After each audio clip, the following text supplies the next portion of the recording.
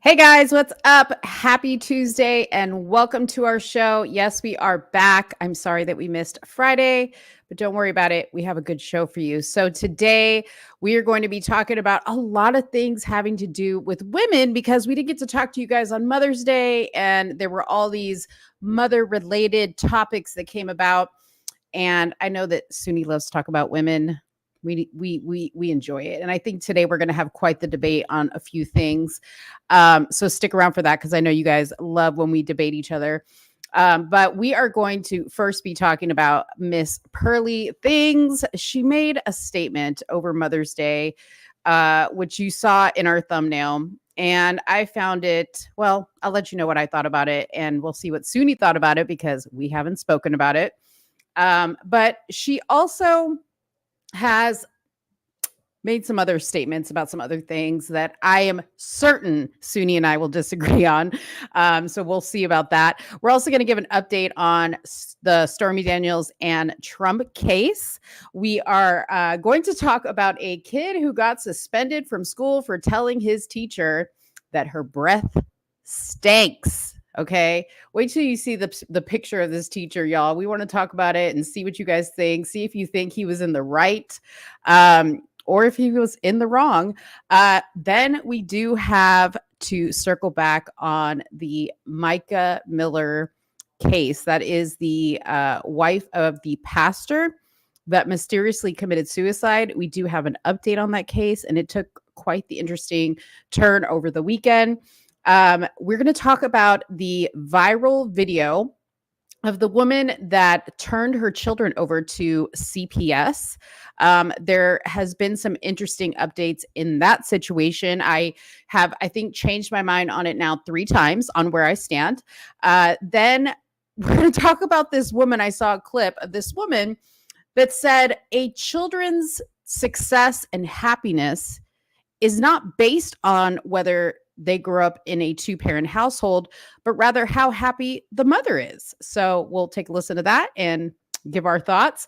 And then we'll also talk about some statements that RFK made in regards to abortion. And along with that, we will talk about the Maryland primaries that are going on today. We'll update you on that as well. So hang on tight, hit that like button, hit that subscribe button, and the show starts right now. You are now tuned into Somewhere in the Middle with Soonie and Mo. Hey, hey, hey, hey. Hey, hey, hey, hey. Hey, Don on the beat. Hey, I got so many ups. Everywhere I go, I got so many ups. so many y'all. I know they plotting against me. I know it's hate, they wanna kill me, but please don't tempt me, cause I got so many glocks. Hey, ain't none of them empty. Jesus said they would hate me too. That's how I know it's envy. I got so many ups. Soonie's back. Hi guys, I am back. Did you guys miss me? Been gone consistently for like 2 weeks. I'm gonna be gone again. So, Oh, really? That's news to me. it just popped back up into my head when we were talking about it. Yeah, my son's got football camp. Friday. I think Saturday. Well, yeah, Friday for you, but Saturday for me. Okay. You know, so me and the girls have been talking. Okay. Me and the girls, like my girls over here, my girls, my friends. And if they're watching, shout out to Heather, shout out to Angela. So we have been enthralled in OJ Simpson. Okay. And when I say we're going deep on this, we're going deep. Okay. Balls deep. And I'm going to tell you right now, I'm more and more convinced every day he didn't kill that white woman. So Heather says to me while we were having margaritas on Mother's Day, she was like, you know, Soonie says she's going to be getting ready to move and she's got a lot of stuff going on. So maybe on the shows where she's not there, because, you know, we were going to do like a whole separate show, but like that would involve us starting a whole new channel and like getting those followers up. Anyways, he's like, how about on those days we do our crime conspiracy talks while Soonie's gone, just so you guys don't have to miss a show. And I was like, okay, well, that's a good idea. Because I know people want to hear why I think OJ Simpson didn't kill that white lady. Right? That sounds fun. He's innocent. OJ, I know you're dead, but listen to me from the beyond. I will clear your name. This woman. Hopper, who this woman? Somebody come pick her up. I got facts, man. I have got so many facts. It's not even funny. Come get her. You know, You got facts? I got facts, dude. And I'm just saying this. Y'all are going to remember me because one day Candace Owens is going to circle back to this and she's going to say why she thinks OJ maybe didn't commit this crime the way we thought he did, just like she did on Michael Jackson. Right? And y'all are going to be like, oh my God, Candace is right. But just remember that Mo said it first. Okay. Also, I wanted to give you your props, right? Yeah. And I have to do better. I'm not an editor. Mo is the editor. Like she does those videos. I don't have that creative, bone in my body. I just don't. The patience. I can come up with an amazing argument. I can articulate myself. But if you ask me to sit down and edit something, I'm just gonna be happening for 3 days. I want to play this because this was actually talked about on this show first. What? And I seen someone post it and I was like, this is kind of interesting. Now it's over here loading. So excuse my browser. It's taking forever and a day to load. This is a video I made? This was a subject that you had talked about and you had put some information out that no one else was talking about. And I thought it was funny that, I think it's kind of messed up that we don't support each other as conservatives, whether we're like super cool or not. If you hear someone who is in the same business as you and they're doing the same thing as you, reshare it, bro. Especially if you have a big platform to share news if someone's being objective on this. But I saw this and I was like, wow. So Bill Maher is going to get the credit for this when Mo actually put me onto this information.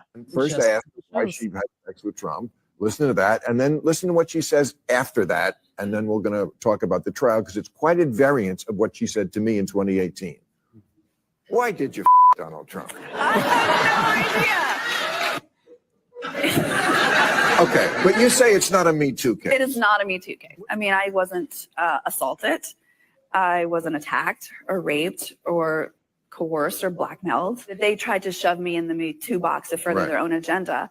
And first of all, I didn't want any part of that because it's not the truth, and I'm not a victim in that regard. That's not what she's saying now. She's talking about he was bigger and blocking the way. It's all the Me Too buzzwords. She said there was a power imbalance of power for sure. My hands were shaking so hard. She said she blacked out. Blacked out? She's a porn star. I don't think sex. That doesn't mean she's been subjected to the likes of Donald Trump. Isn't that funny how Bill Maher says what you said? I was just like, you know what?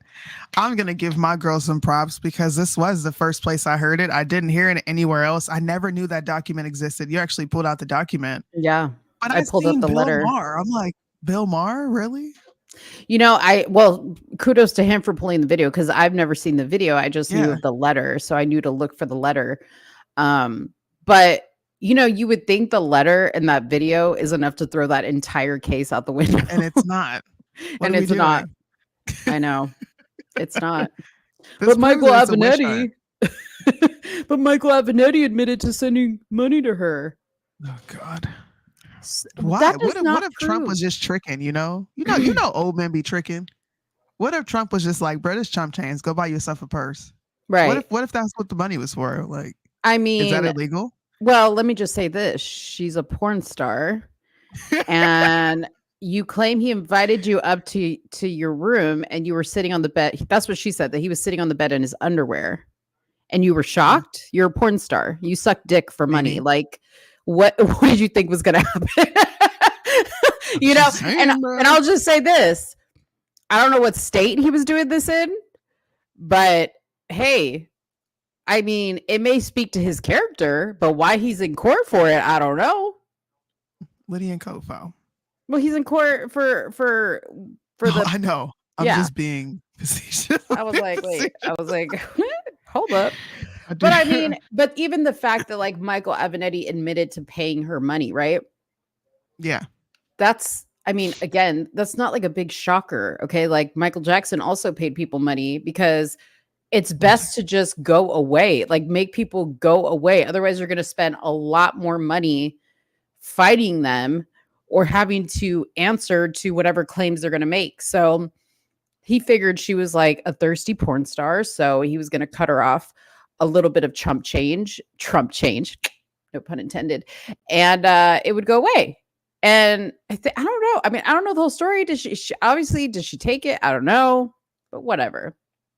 This should be enough to declare, I don't even know if you want to call it a mistrial, but to just throw the whole thing out because it's completely bogus. But I know Soonie doesn't care about this topic, but since we're on the Trump topic, we'll go ahead and I'll just give you the update. Again, like I said, Cohen testified to paying Stormy Daniels from his own pocket. I'm just giving an update on this so we can move past it on the Trump thing. So Michael Cohen, who served as former President Trump's personal attorney, testified in Manhattan court that he used his own funds to pay a former pornographic. Of course, he used his own funds, so it's not traceable. Nobody's going to look at Michael Avenatti's bank account. To pay former pornographic actress $130,000 to quiet her claims of alleged affairs with Trump. Cohen took the stand in New York versus Trump on Monday, where he told the court that as the 2016 election came down to the wire, there you go. There's the reason why he made a payment. Like he's about to run for president. He's like, I don't need this shit right now. Like, go away. It wasn't even that good. $130K. Okay. Took out a line of credit on his home in order to pay Stormy Daniels. Did Trump ask him to do that? I don't know. In order to execute a non-disclosure agreement and obtain rights to her claims of the affair. Daniels alleges she had an affair with Trump in 2006 during a celebrity golf tournament in Lake Tahoe. Though Trump has repeatedly denied the allegations, in October 2016, according to Cohen's testimony, he told Trump that Daniels must be paid in order to quiet her claims ahead of Election Day the following month. He testified that he spoke with Trump's organization CFO Alan Weiselberg about how to fund the payment, with Weiselberg saying he was not in the position to initially foot the bill.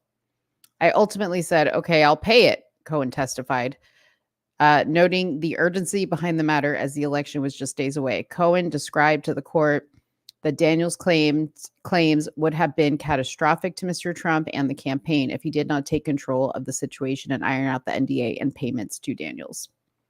And yeah, Anna brought up a great thing. Slick Willie paid Paula Jones $800,000.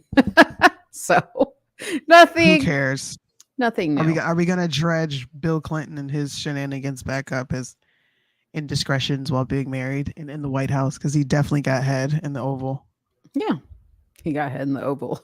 That's a good t-shirt. He definitely got head in the Oval. He did. Oh, so anyways, yeah, it's just giving whatever. Had enough. Like enough is enough. At this point, they're making themselves look dumb. Trump is gonna just walk away from this. Like they're putting in the news like, oh, what's the jail? Rikers is preparing for Trump's arrival. Y'all ain't prepared for shit. I'm like, y'all ain't prepared for shit. That's just for the people who read these little headlines that think something's going to happen. All you're doing is nailing the final nail in his presidency win. Okay. Mm-hmm. I'm telling That's you, it. every day it gets stronger and stronger. If we look at the polls, I know people are going to say Soonie polls are not reliable. Mm-hmm. Are they? If you look at the polls, Trump is beating Biden in almost every category, Yeah. Presidential approval. People are not happy with the job that Biden is doing. Nationwide, he's got a 56.6 disapproval rating in this country. It was up in the 70s a couple months ago, like when this whole conflict over in the Middle East popped off. Mm-hmm. Crazy, right? I think it's probably over 70% of Americans believe that the country is on the wrong track. These are national polls, y'all. Almost 65% of Americans believe that the country's going in the wrong direction. Just a whopping 23, almost 24% think that Biden is doing a good job. So I say Democrats keep solidifying this win for Trump. Just keep going. Thank you. You're doing a great job.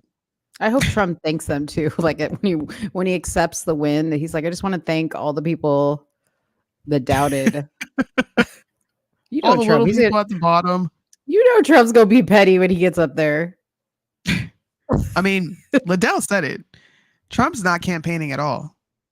He's essentially campaigning from the courtroom. Yeah. And when he has a Trump rally, but they're going to hand him this election, and I think they want to. I don't think this is by mistake or by chance either. So yeah, there's that. There is that. Okay, let's give an update on Micah Miller. Have you heard?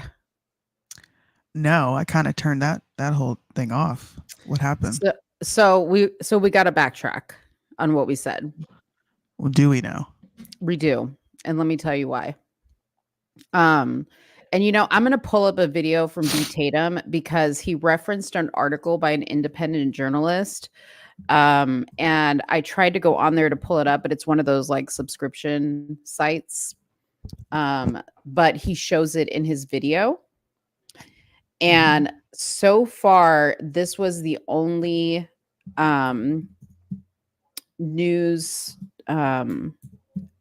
reporting that was reporting this specific detail that I saw. So I did want to play this. Okay, so give me just a second.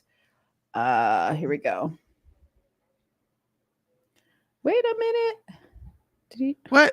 Wait a minute. Hold up. Wait a minute. And you guys, apologies if I sound weird. I literally have like numbing on my teeth and I'm like drooling. You sound like an old woman right now. I know. You're just telling us your old woman woes. I'm just like drooling. I just feel like I have like constant drool like coming up in my mouth. So if you hear me like swallowing, that's what it is. Okay. Okay, here we go. Let's see. I think this is it. Hold on.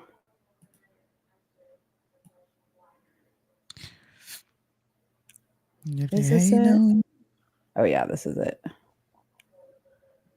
I don't think the youth is supporting Hamas.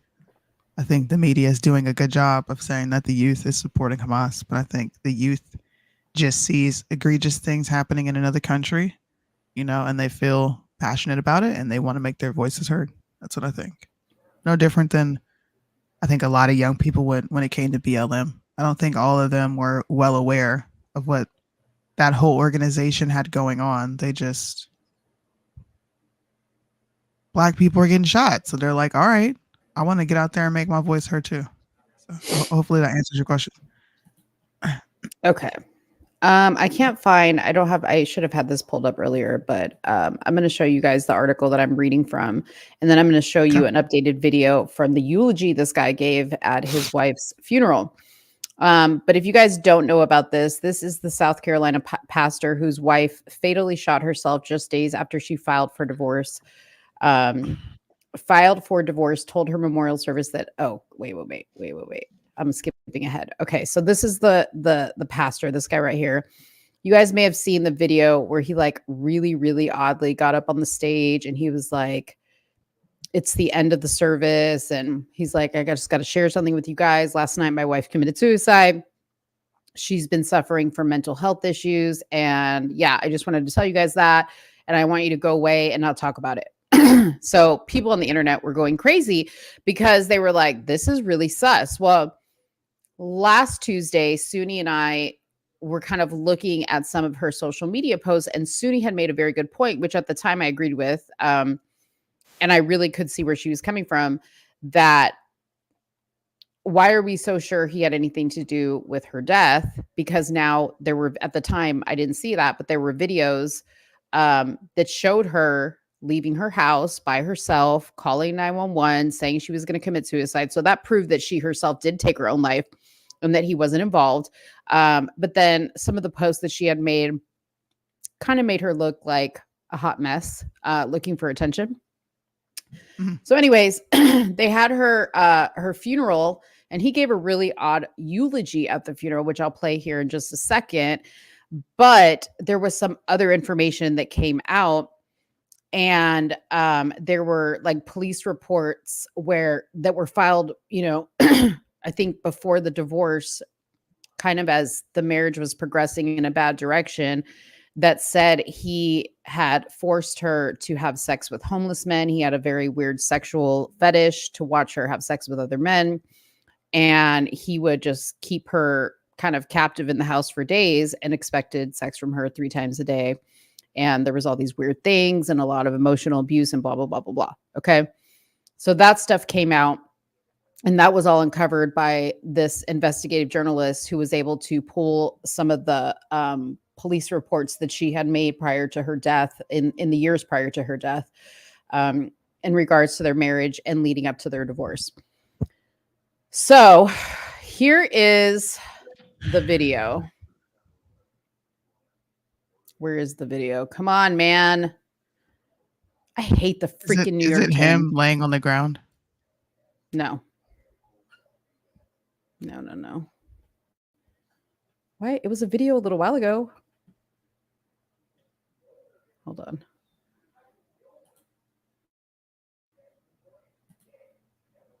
It's got to play this stupid commercial. Dude, this is really going to annoy me. Okay, I'm not going to play the video because it's really slow. But anyways, just days after she filed for divorce, he said at her memorial service that he visited her body 4 separate times and even tried to, quote unquote, raise her from the dead. Her husband, John Miller, who's pastor at Solid Rock Church in Myrtle Beach, opened up about her sudden passing as he delivered a lengthy eulogy to his congregation that some have since slammed as fake and blasphemy. During the 20-minute speech from the May 5th memorial service, which was only posted online by the church on Saturday, the pastor recounted how he made several trips to the morgue in the week after her death in hopes that she would wake up. Each time, it still didn't hit me. I thought she was going to wake up. I even tried to raise her from the dead one time this week, the pastor said in a clip.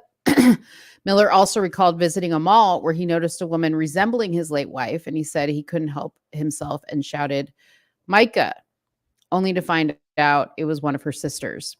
"I thought I had raised her from the dead. I can't wait to see her again one day," he said, breaking down in tears. The pastor, who has been accused of grooming his now late wife when she was a teen, that was the other thing that was released, is that they met when she was 10 years old. And he was much older than her, also said that while many people notice Micah's beauty, only a spouse knows how beautiful a person is on the inside. If I had 10 hours, it wouldn't be enough to tell you all the great things about her, he added. Some viewers of the memorial service though were quick to bash the pastor's eulogy, including one who ripped the widower's remarks as fake, sad act, and damage control. This is such a low-level blasphemy, another viewer wrote. Micah's death was ruled a suicide by the Robeson County medical examiner, but her family has since pleaded for cops to deeply investigate her demise, and amid allegations her husband had abused and groomed her. Micah had contacted police a handful of times and made all sorts of allegations against her husband in the lead up to her death. In one report, she alleged her husband groomed her when she was a teen before they even got married in 2017. She also alleged to relatives and other church members that she had been previously abused by her partner in various court filings. Micah had reportedly told her sisters that if she were ever found dead in the exact manner she was found in the park, her husband would be responsible, according to an affidavit filed by her younger sister, Sierra. Micah stated to me on many occasions, "If I end up with a bullet in my head, it was not by me. It was JP." I don't know what that means because she clearly did take her own life. In the weeks before her death, she discovered a tracking device on her car and had her tires slashed more than once, Miller's brother, Nathaniel Francis, said in a separate affidavit. The affidavits were submitted as Micah's sister sought to be appointed the special administrator of her sister's estate. Miller's lawyer strongly denies any allegations of grooming and abuse. So, yeah, it's definitely a little bit more than what we thought. I will say that. It'll be interesting to see what this investigation leads up to, but the fact that she did file police reports in 2017 definitely, I think, creates a paper trail for what she's alleging. So, what do you think? What do you think? I don't know. I feel like I already knew some of this stuff. Like I talked about the whole grooming thing. I don't think there's any proof of that. It's just her family saying this happened. Mm-hmm. Him saying he thought he raised her from the dead. To me, that just seems like he's being super dramatic. Mm-hmm. I don't know. I don't find any of these things to be really odd. I think people just deal in grief in weird ways. But all of it is still he said, she said. Even if you look at the police report, the cops write at the bottom of the report that there's no evidence for any of these claims. Now, I did see a video of him laid out in the lawn acting like a fucking fool. Do you have that? I haven't seen that one. Odd. Yeah. Hold on, I'll pull it up.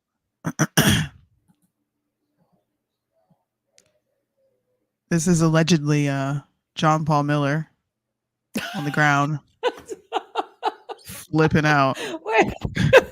What? Why?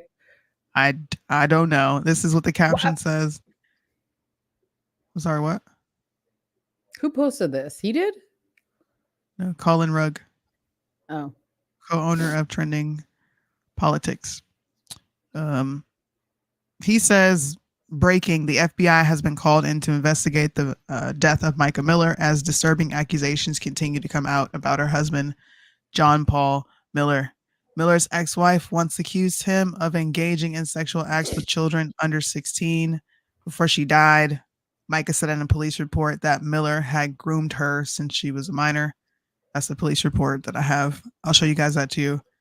It says that his ex-wife made similar accusations in an affidavit to support her bid for alimony. He also confessed to me and some of the other staff members of the church that he had sexual encounters with young women from church who were under the age of 16.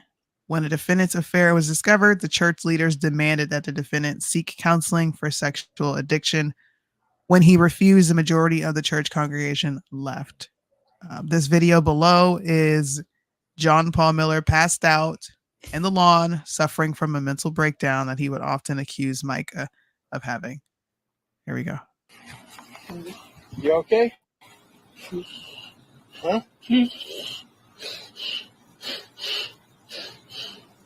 You okay? What's the matter? Huh? What's the matter?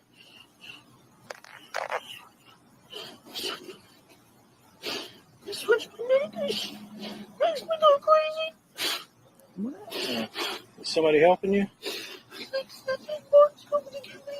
Oh, okay.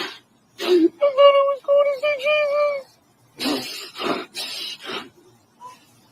Okay. But you got Mark coming? Somebody called him. Bondage. And that's the video that, of course, we watched.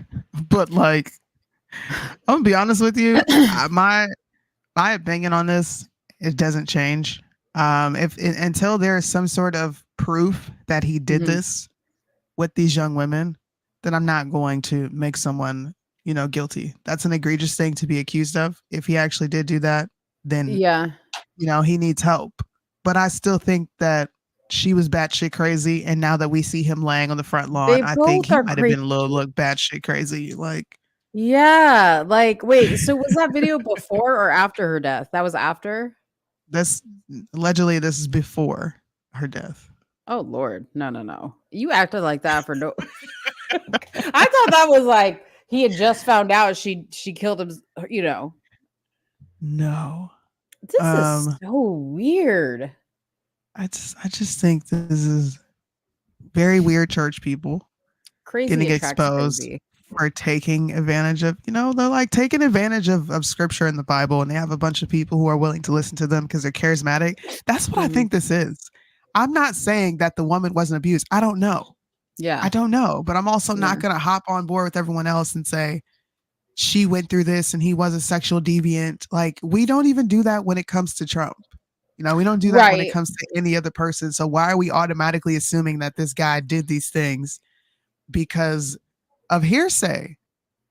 And here's my question. If the church knew he did this, why didn't y'all report him? Right. That's another bigger problem. I will say this without a doubt. I think for sure they're both off the rocker because like there's enough evidence to show that, at least for both of them. Whether her claims are 100% correct or his claims are 100% correct, an investigation, I hear the FBI is now involved in that, will tell whatever the truth is. But I'm just going to go with they're both crazy, and stop following these crazy pastors. See these little churches, man, these little small town churches. Yeah. Sorry, I had to respond to my husband. That's okay. Well, that's what I think. I don't know. There's a lot of, all I'm gonna say is if you want to gain, I guess some more context to the situation, which I don't think will help you understand their dynamic at all. Mm-hmm. Just go to Twitter and type in Micah Miller, and probably everything you want to read is gonna be posted here. Like, this is from, I think this is telephone harassment, City of Myrtle Beach, Rock Solid Ministries. It doesn't say who this is against, but here's the complaint down here. Complaint says he's being harassed on social media and by text by his wife and her family, and would like to make a report about it. The CP said he was being harassed by his wife on social media, and detective looked at the wife's Facebook post where she talks about abuse. There were no names mentioned and no intent or harassment on social media platforms. The complaint had no text or proof of harassment and was advised by, I'm sure this is a reporting officer, to block any further social media from his wife. And he was also advised not to look at her page since it upset him. So this is a nail in his coffin to show that he was doing the same thing she was. Yeah. Because we don't have all the context to the story. Sorry. This is not the believe all women train over here. I'm not doing that. No. It just shows that they're both off their rocker. Okay. Even with the new information, right? We watched this video. This video is still bizarre to me. Mm-hmm. She keeps talking about the bride of Christ and you don't deserve this. And it's like, and I don't want people in my business. Y'all both just seem a little off. The bride of Christ. You just do. I'm not making fun of her. I'm not, God bless her. Like I said before, when you kill yourself, it's the coward's way out, so don't have mercy on your soul. But her family, of course, I feel for them. But bro, are we really not going to act like these videos before you had all this knowledge didn't make this woman look psycho?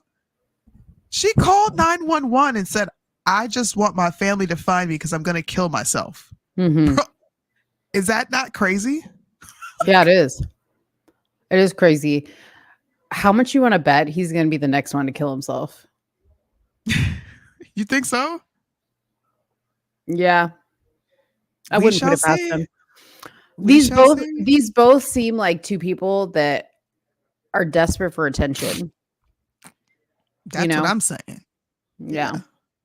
Be on the same page. All right. Well, may she rest. May he get it together. May he get it together. That's our next subject. Let's talk about Pearly things. We'll talk about Pearl. I hate I don't her. like Pearl either. No, let me take that back. I just dislike her greatly. God. All right. So let's first talk about this. So Okay. she posted on Mother's Day. And again, Soonie and I have not talked about this. No. Happy Mother's Day, but only to married mothers.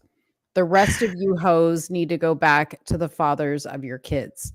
Do you agree? So my poll, as of right now, 84% of people do not agree with what that post says, and 16% of people do agree with what that post says. Where do you stand? Because I do not agree. With what part? This is a 2-part thing. Which part? About the only to married mothers part, like only married mothers deserve a happy Mother's Day. Now, No.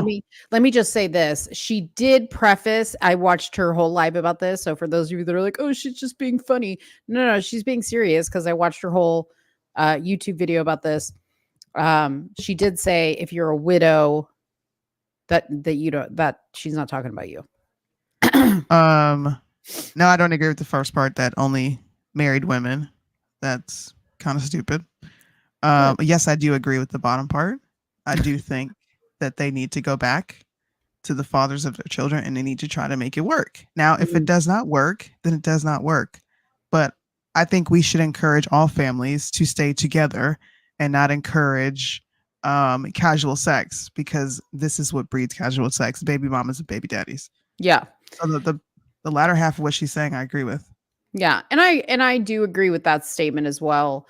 And there was a lot of moms that are no longer with their fathers, that are not your typical baby mama. But either they were like, I was in an abusive relationship, I had no choice type of thing. Granted, you pick the guy, but still, nevertheless, again, that doesn't mean that you don't get to be a happy or a Mother's Day. You don't get to celebrate Mother's Day. Now, we will be talking in a little bit of someone who I don't think should celebrate Mother's Day, because I think she's a very crappy mother. And some of you guys might say, well, Monique, did you not see the full video? Oh, I have all the videos, okay, of this one when I get to her, because I'm about to hand this woman's ass to her. But as for Pearl, and I know every time we talk about Pearl, it's the same thing, is she makes a statement like this. And she has no right to make a statement like this, Pearl, because the very men that you are trying to cater to with your little posts want nothing to do with you. Hence why you are single with no kids. And I'm not trying to bash women who are single, okay? But you are a miserable person. And you don't get to comment on certain things. You don't get to comment on marriage. You don't get to comment on relationships. And you don't get to comment on kids. The reason being, you don't have any of those things.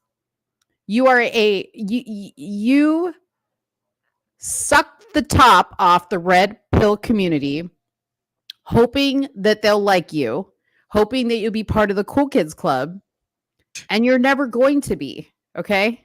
So zip it. Yeah, that's right, Carmen. She's the dumb red pill club. I mean, no, Pearl. This should be the response to Pearl. Happy Father's Day, but only to married fathers. The rest of you hoes need to go back to the mother of your children. Just flip it. Wait, say it again. And watch how she responds to that. When it's Father's Day. Oh, yeah. Mm-hmm. Happy Father's Day, but only to married fathers. Yeah. The rest of you hoes need to go back to the mother of your children. Yeah. That's it. That's a great response. She's stupid. Pearl is stupid. I just had a conversation about Pearl the other day. Mm-hmm. Pearl cannot debate. Pearl cannot articulate points. Pearl, she's so boring. Regurgitates red pill talking points. Okay. No, she steals everything she says. Nothing she says. Repeal the 19th. Yeah. Everything she says is somebody else's thought or idea. The whole repeal the 19th. She made a shirt, and Soonie was saying it long before her. I'm like, a lot of the stuff. There was a while back, Soonie, remember? Like, she was just literally, I was like, does she watch our show? Because she would regurgitate what I would say. Yeah. And here's a great example is a woman like Carmen. Okay. She's a single mother, and she's told her story many times online as to why she's still single. She is raising a great young woman. She's not, ratchet. She's not out here in these streets sleeping around. She would have loved to stay with the father of her child. She would have loved to have it work out, but it just didn't work out that way, But I just think that this statement is so irresponsible and reckless. It's like, okay, yeah, the rest of you hoes. Yeah, but not all single mothers are hoes. There's a lot of women out there that, made bad decisions and would like things to be different, but they also don't want to have different men running in and out of their home in an effort to find a husband. I understand all that, So anyways, I just think she's an idiot. But let's keep talking about her because she posted something else, okay? Oh God. And I know we're going to disagree here. I know for a fact because when you and I talked about that whole conservative calendar thing, we had a whole debate about that. So I'll read this to you. This woman that you're looking at is Michaela Peterson. She's the daughter of Jordan Peterson. And she recently had a baby. And I think she posted this on Mother's Day because it says nothing better than momming. Nothing creates as much pure joy to me. So that's her with her daughter. Anyways, Pearl reposts this picture and she says, this is getting out of hand. And I go to the comment section because I'm thinking like, what's getting out of hand? Because I'm looking at her post, right? Apparently Pearl's looking at her outfit and the fact that she has boobs and Pearl doesn't. And she obviously doesn't like the way she's dressing because she doesn't think women should dress like this. And there was comments that were like, Jordan has failed as a father and blah, blah, blah, blah, blah. Michaela is married. Okay. Michaela has a child. Michaela has a great life. Clearly, Michaela's husband has no problem with this. Now, I don't see that Michaela was like posting this as some type of thirst trap. This is like her Mother's Day post. This is obviously the outfit that she wore for Mother's Day, I'm assuming. And her husband seems to be fine with this, okay? I put in here that Pearl's just upset because she could never pull off wearing a dress like this. And she's nowhere near as pretty as this girl is. So I think she's just like sour grapes about it. But there was just a lot of people in the comments that were like, what a disgrace. Like she's da da da da da. And I don't know. I'm getting really over that type of stuff. Cause I'm like, okay, you talk to women all day, Pearl, about how they need to get married and have children, right? This woman's doing all that. And now you're judging her for her outfit. Like, shut up. Just shut up. If she was somebody different, I might hear her out, but I would still be like, I don't really personally see anything wrong with her outfit. I think people are freaking out because they see tan lines. But I don't know. What do you think? About her outfit or about what Pearl said? About what Pearl said. And obviously her outfit, because that's what she commented on. I mean, it's not something I would wear. Right. I don't really care. I think the calendar and this is two different things. This is someone taking a picture on Mother's Day. And that's what she chose to wear. I don't think Pearl has a point. I don't understand what she means by this is getting out of hand. I will say I don't think this has anything to do with her being jealous that she doesn't look that way.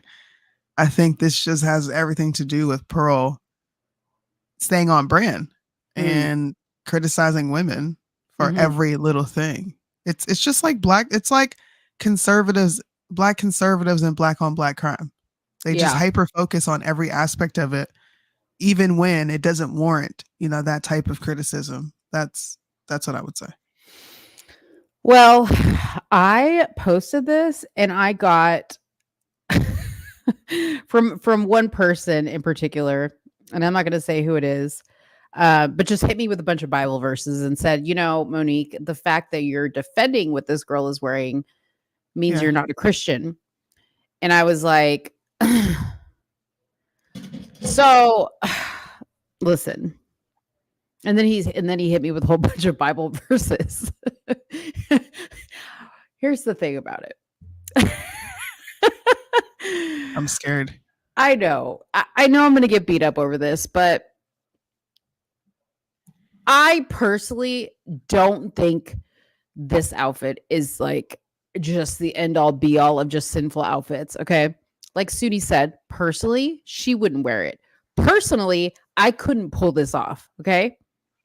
I couldn't wear this outfit. Number one, my boobs would be busting out of it way too much. I just wouldn't look cute. She looks cute, right? I think she looks cute.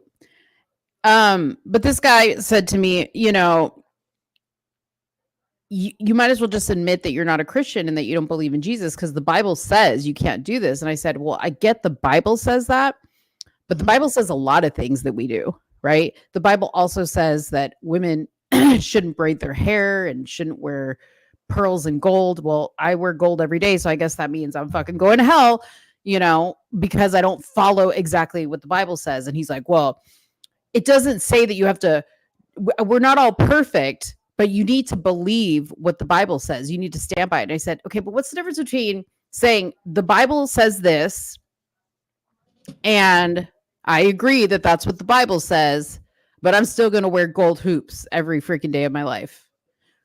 Like, I'm just keeping it real. Do I follow everything the Bible says? No, I don't. No, I don't. And I don't know anybody that does, but we're not going to get into that because that's not what this is about.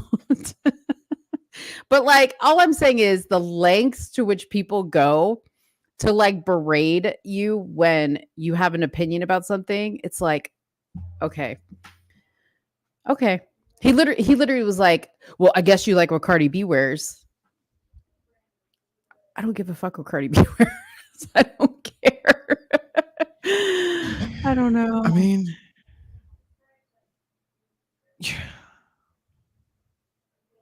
I don't think it is fair. Oh God. I don't think it is fair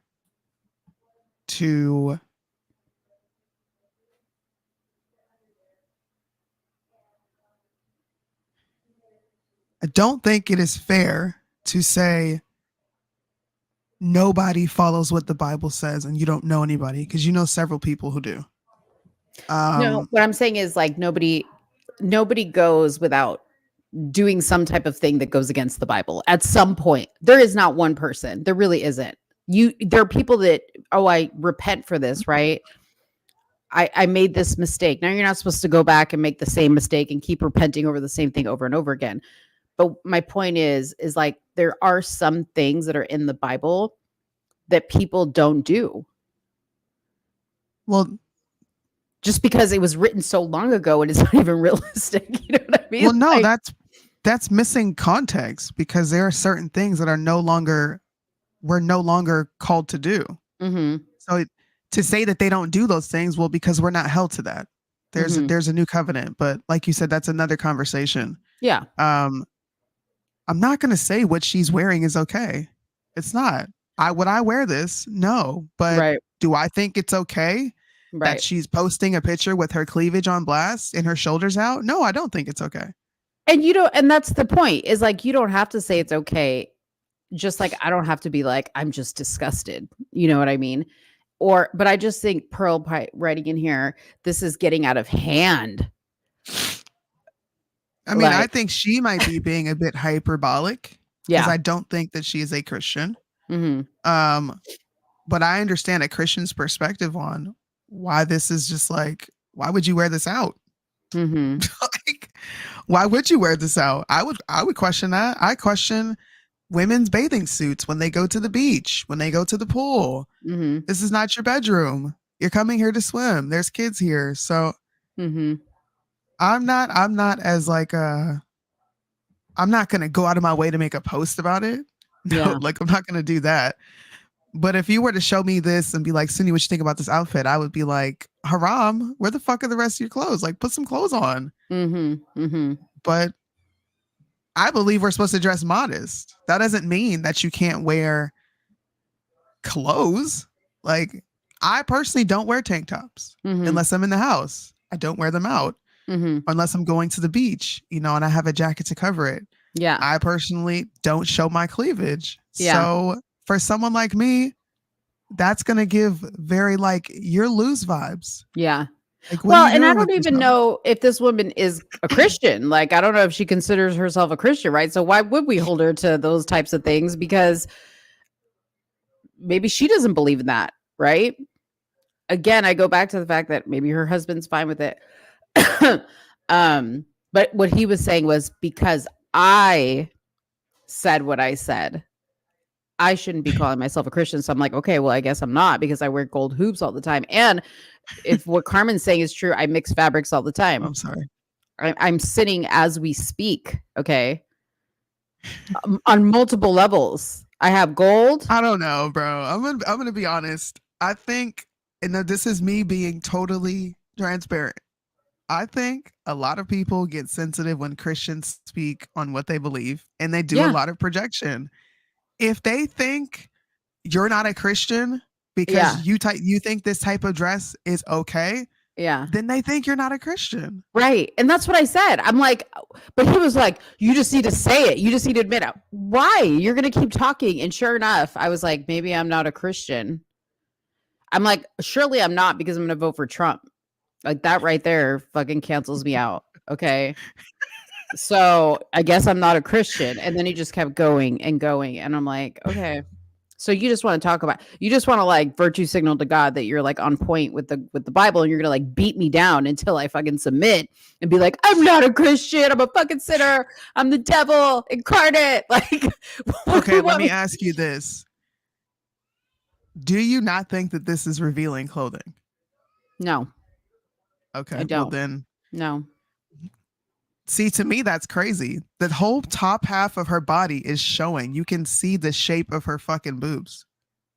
Yeah, I mean, but see, if I was wearing it, it would look 10 times more sluttier because my boobs are bigger, right? So they would be busting out even more. And I'm curvier. It's funny because I used to deal with that a lot at work, for instance, when I would wear shirts that were whatever this is called, scoop neck or whatever, or a V-neck or whatever, that it would be more, or tight, anything fitting to me, right? It would look more revealing because I have more curves and more whatever, versus when a girl who's flat chested has no curves, it looked completely different on her body. So, I personally don't think that this is terrible. I don't know where she's at in this photo. For all I know, she could be in her backyard at a barbecue. I don't know. And if that's the case, that makes this even more justifiable, because you can wear whatever you want at your house. Then people will be like, well, she posted it and men are lusting after her. Well, yeah. Get a hold of yourselves, men. I don't know. Hey, man. This seems to be a topic that's got a lot of people talking. I wouldn't want my woman showing that to everyone on social media. Yeah, my husband would be pretty upset if I posted something like that. Mine wouldn't. What if she had straps to her top and her cleavage wasn't showing as much? To me, that would be perfectly fine. If she was wearing, we used to call them wife beaters back in the day, but a lot of girls, especially if you're doing something around the house, or it is Mother's Day and someone's taking a quick picture of you. I have a black one that I wear when I clean the house. There's nothing showing. You can't even see the shape of my boobs unless I turn to the side, because of how black blocks everything to freak out. You can't see anything. So no, that's not revealing. But would I post a picture of myself? No. Do I think there's anything wrong with that? No. There's a video of me sweeping in my sweatpants and my black tank top doing a heel toe. But I'm saying, I'm not revealing anything. You can't see anything. You can see my arms. So if it had straps, I think it would completely change. But it's specifically because she's showing cleavage. That's why Christians are like, where are your clothes? Why? Honestly, why else are you wearing an outfit like this unless you are trying to show off parts of your body? I think women are in denial about that. Just tell the truth. You're wearing this outfit because you like the way it fits your curves. You're wearing this shirt because you like, ooh, my boobs look nice in this. I'm gonna wear it. Like, come on, we're women. But I guess, does she have to say all that when she was just posting a Happy Mother's Day and she could be in her backyard? You know what I mean? That's not what I'm saying. I'm saying it's a non-starter. Yeah. These are things that we do. So she doesn't have to say, I wanted to take this picture because I know it made my boobs look good. We all know you did. That's why you're wearing it. Or you wouldn't be wearing it. How many times do you see women post pictures? We're talking about modern day times. Post pictures or go outside in anything that they don't know they look good in. Oh, I would never. First of all, happening. I would not step foot out of the house in anything that I didn't feel good or didn't look good in, regardless of how casual or nice the outfit is. That's me. But I do know girls that like don't give it, like they'll go out with like whatever. Like they'll literally, like my best friend Karen, when I go with her to California, I get a little bit more lax because she's lax about it. She goes out with like no makeup. She'll literally be like, hey, I got to run to my neighbor's house to go drop something off. And she'll be like, get out of bed. Her hair's like in a bun. She's like in her pajama pants. I'd be like, I'll see you in like an hour and a half. I got to shower. I got to get ready. I will not step foot out of my house. Like, will not. And not because I'm doing it for other people. It's more so because I personally am not comfortable with it. I've always been like that. You see me, Soonie. I do this. Yeah, but this woman to go nowhere. She didn't wear this shirt for no reason. I'm just saying. Yeah, I think that's the part that is. I think what's happening is an oversimplification. She wore the shirt because it made her cleavage look good. Like we don't have to lie to ourselves. Yeah, we know why she wore it. Right. As far as her comments on he failed as a father, I don't necessarily understand that part. Yeah. I would say, what does her husband think? And I would question why you're okay with your wife posting pictures like that, because it's very revealing. Like it is. Yeah. See, like Dave, he wouldn't let me like post something crazy like where I look like a total whore, but like, not that I would ever wear a top like this, but like if I posted a picture of me at the pool, he wouldn't be like, you can't post that. He just wouldn't do that. Is there a picture of the entire outfit? No, there's not. I think this is a dress though. I think this is a dress. If I'm not mistaken. Yeah. I mean, she posted it knowing that she would get a response. So No, she didn't say it, but we don't need women like this is what I mean. Just come on, Cherie. Can we just have a moment? Come on, where we Cherie. tell the truth, bro. Like, why as women do we lie and try to make things innocent all the time? I didn't wear this because I know my butt looked good in it. Yes, you did. Bitch, stop lying. Yes, you did. Are you kidding me? I didn't wear this shirt because it was going to show my cleavage. I just like the shirt. Shut up. Why are you lying? I agree. Listen, I agree with you. Ladies, come on. I don't put on, when I put on an outfit like to go out, okay? I'm not talking about like whatever everyday outfit. I'm like looking at myself in the front and the back and whatever, because I'm trying to see how I look because I care. Come on. Don't front now. Don't make us look bad. Now, do I think she's trying to thirst trap people with a baby? No.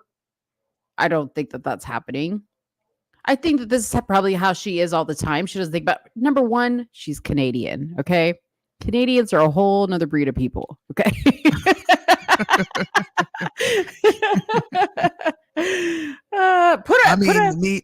Look, if my daughter would have posted something like this, I would have told her to remove this picture immediately. No, like you need to take that picture down and you need to put on some damn clothes. I would say that to my daughter 1000%. Yeah. You better not be posting stuff like that, and I see it. Maybe her husband's like, damn, my wife's boobs look good after breastfeeding that baby. Because girl, mine weren't sitting up like that after breastfeeding. No, ma'am. No, they weren't. She probably got a whole push-up bra on the inside of that, bro. Oh, I'm sure. Which goes to show even more. You wore this for a reason. You posted this picture because you thought it looked nice, and you know you glanced at your cleavage, Michaela. Whatever your name is. Just tell the truth, shame the devil. It's all right. Put a 1 in the chat if you guys think that outfit was too revealing. If you agree that the outfit was too revealing. I'm also posting a link here for our StreamYard. If you guys want to chime in and, give any thoughts to any of the stories that we're talking about, we'll let you on for a few minutes and you can say your piece, because we always forget to post the link. I'm not saying I am not saying she didn't wear it for these reasons. I'm just saying I don't see an issue. I agree, Cherie. I agree. Hey, man. I agree with if my daughter ever walked around in some clothes like that, we are having a whole conversation. I don't care if she's 25. You could be 30. And I'm pushing my deathbed. Oh, Lord. And ma'am, what? When I'm 30, when my kids are in their 30s, I'll be like almost into my 60s. You can be one of those. You need to put on some clothes. I absolutely am going to be one of those. I'm not even going to deny it. Oh, Soonie. I am. At least I don't hide it. At least I'm real about it. Yeah. Your daughter's going to look back and she's going to see these videos and be like, you better not. She going to know what it is. They already know. I tell them all the time, you need to put clothes on and cover yourself. Stop walking around with your tail out. I mean, I will say this, because my big thing is like, just because you're a Christian doesn't mean you can't be attractive. And I feel like these women like Pearl, like they just want women to not be attractive because she's not. But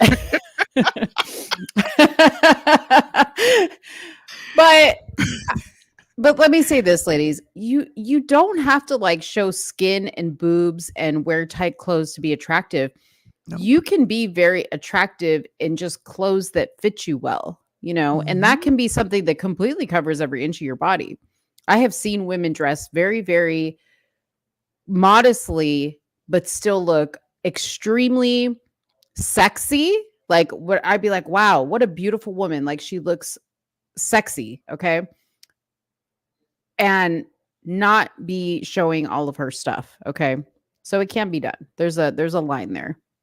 See, so that's going to be the argument that Christians make. So if it can be done, why are you going against the grain to show more of your body? Mm-hmm. The other reason would be it's hot. That's why you like your assets. Well, no, because like for me, so yeah, that too. I like my assets, but like sometimes I'm just hot. You know what I mean? Like if I was going to like an event, I'd be like, damn, like I want to wear something that covers everything up. But then what if I start dancing and, I'm at an event and I'm just like, hey, I don't want to be like hot. And like, I feel like I'm just like burning up.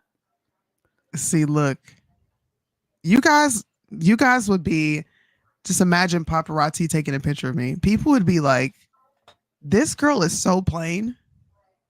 Like, how many days in a row are you going to wear sweats? I saw Soonie come outside one or 2 days in some jeans. Bro, I'm wearing comfortable clothes, okay? I wear a t-shirt every day. There's not a time that I don't wear a t-shirt. I wear either some yoga pants or some Nike sports pants or some sweats, bro. That's what you're going to see me in, and some sneakers, maybe some slides. Yeah. It's rare if I step out. Like if I'm stepping out, it's because I'm going somewhere with my husband, or we're going out to eat, or there's something nice going on. Then a lot of people will be like, okay, but I've never been told I'm ugly or not attractive because of how I dress, especially, from guys. You can, if you are a pretty girl and you know how to dress yourself, you can walk around in a ball cap, a t-shirt, and some jeans and still pull a guy. I promise you don't got to have your booty cheeks out or even show your cleavage. So Dave said, like, when I was like talking about what we were going to talk about, Dave's like, half the things that women sit and talk about and obsess about, guys don't even give a thought to, which is true. he's like, guys don't care. Guys do not care. But I mean, there are some guys that do care.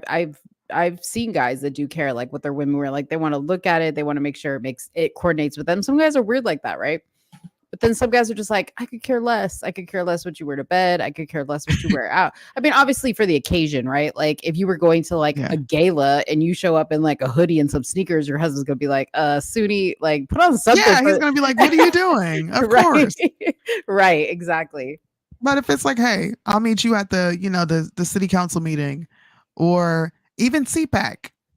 If my husband's like, hey, I want to go to CPAC, I'm coming in probably a nice t-shirt, some jeans and sneakers, and I might put a hat on, or I might have my, my silk wrap, or I might have my braids and some sunglasses. But that's how I'm showing up. I'm just not that type of woman. I don't do all that extra shit. That's that's your aesthetic. You know what I mean? But I do both. I do like the sporty look sometimes, and sometimes I do the super girly look, and sometimes I do I didn't really try it, but I did try look, like Carmen says, I do wish that society as a whole was trending more conservative now. However, it seems that girls are dressing in big baggy clothes like boys, and that's a whole other conversation.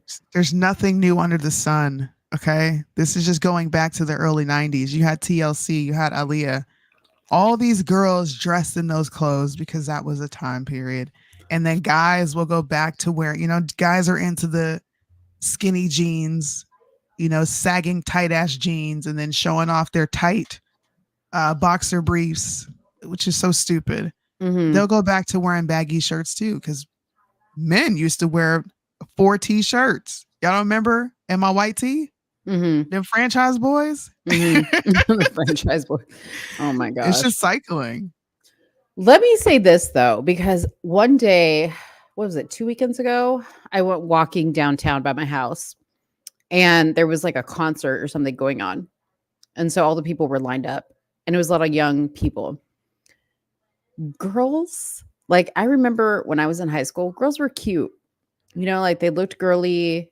They like worried about their hair. And now girls they all look, I hate to say it this way, but they all look like they work at Hot Topic.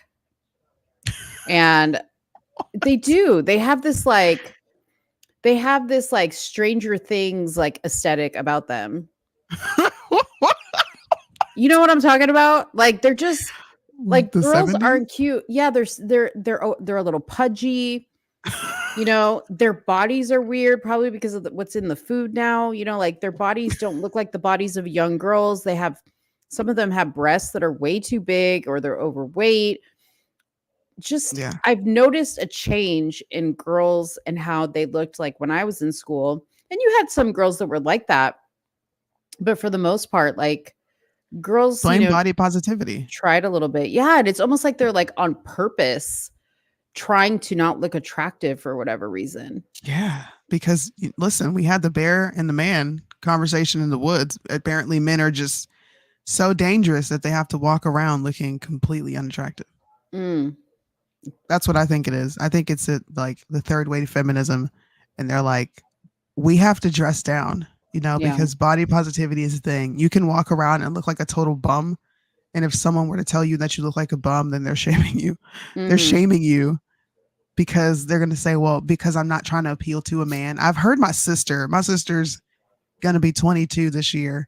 Mm-hmm. I've heard her make these arguments. This is the only reason I know this. They're so worried about doing things to appease men that they purposely go against the grain. That's so weird. It is. I asked her, I'm like, what are you going to do when you like have to settle down with the man and you have to do things to appease him? Like, are you going to be able to do that? Right. Or are you going to be with a girl? Because my sister's bisexual. Like, how's that going to work for you in the future? I don't think I ever got an answer from her, but I'm probably going to ask her that coming soon. I'm going to try to figure out a way to word it, because I want to know. I kind of want to understand it too. She's probably going to have to be with the girl, because the girl's going to be the only one to put up with her shit. That's what I'm saying. That is what I'm saying. Oh, man. That's weird. Weird. You know what? This is a quick story. Mm-hmm. I was having debates in Discord about why women go to the same sex. And after I had been having that conversation for a few weeks, this YouTube channel pops up in my feed. Easy and Natalie. You guys go look this up. Easy X Natalie. And I think this entire thing is scripted, but this whole channel sucked me in because I was so like captivated and disturbed at the same time. So Natalie is the straight girl who had a gay best friend. Okay. Both of these girls came together and they started doing prank videos, and they had their brother, their sisters, you know, their family. It was like a family channel. Eventually they get very popular and they start their own channel. Okay. It's probably about 4 years worth of videos on there. And slowly but surely it goes from pranks to like, I'm in love with my best friend. This is no bullshit. Oh, weird. This is why I think it's scripted. I'm like, your friend who's been straight her whole life is interested in you, and you're a woman who she's never looked at. And we're expected to think that this girl hasn't been gay this entire time. Well, long story short, they start to like eventually explain why she finds her best friend attractive, right? And it's what we're talking about now. These two women are willing to put up with each other's bullshit and then apologize. Like they were having a counseling session and they got 3.2 million views. They're having a counseling session and they talk about how they apologize to each other for how they speak. Oh, what? Only women. You know what, Mo? I didn't like the way you talked to me right there. You know, oh, like, God. I don't really like how you're talking to me. I'd be like, we're really freaking doing this right now. But the other girl's like, you know what? And I heard her. And when I just started responding and giving her apologies and letting her know that I hear her, our relationship got 1,000 times better. And I'm like, you're apologizing for talking because they took what you said wrong, or they're interpreting that you're coming off in a rude way. And you're like, oh, I'm just talking. I'm not going to apologize to you for how I'm talking.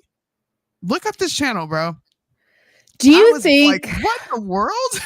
Do you think that it morphed from the whole like prank channel to like lesbian thing because that's where the times are going and they realize that like that's what I think. I think these two women are plants. I think YouTube found them. They're actresses. Or they were told to start moving it in that direction. Yes. They were told to start doing this. And now she still calls herself straight.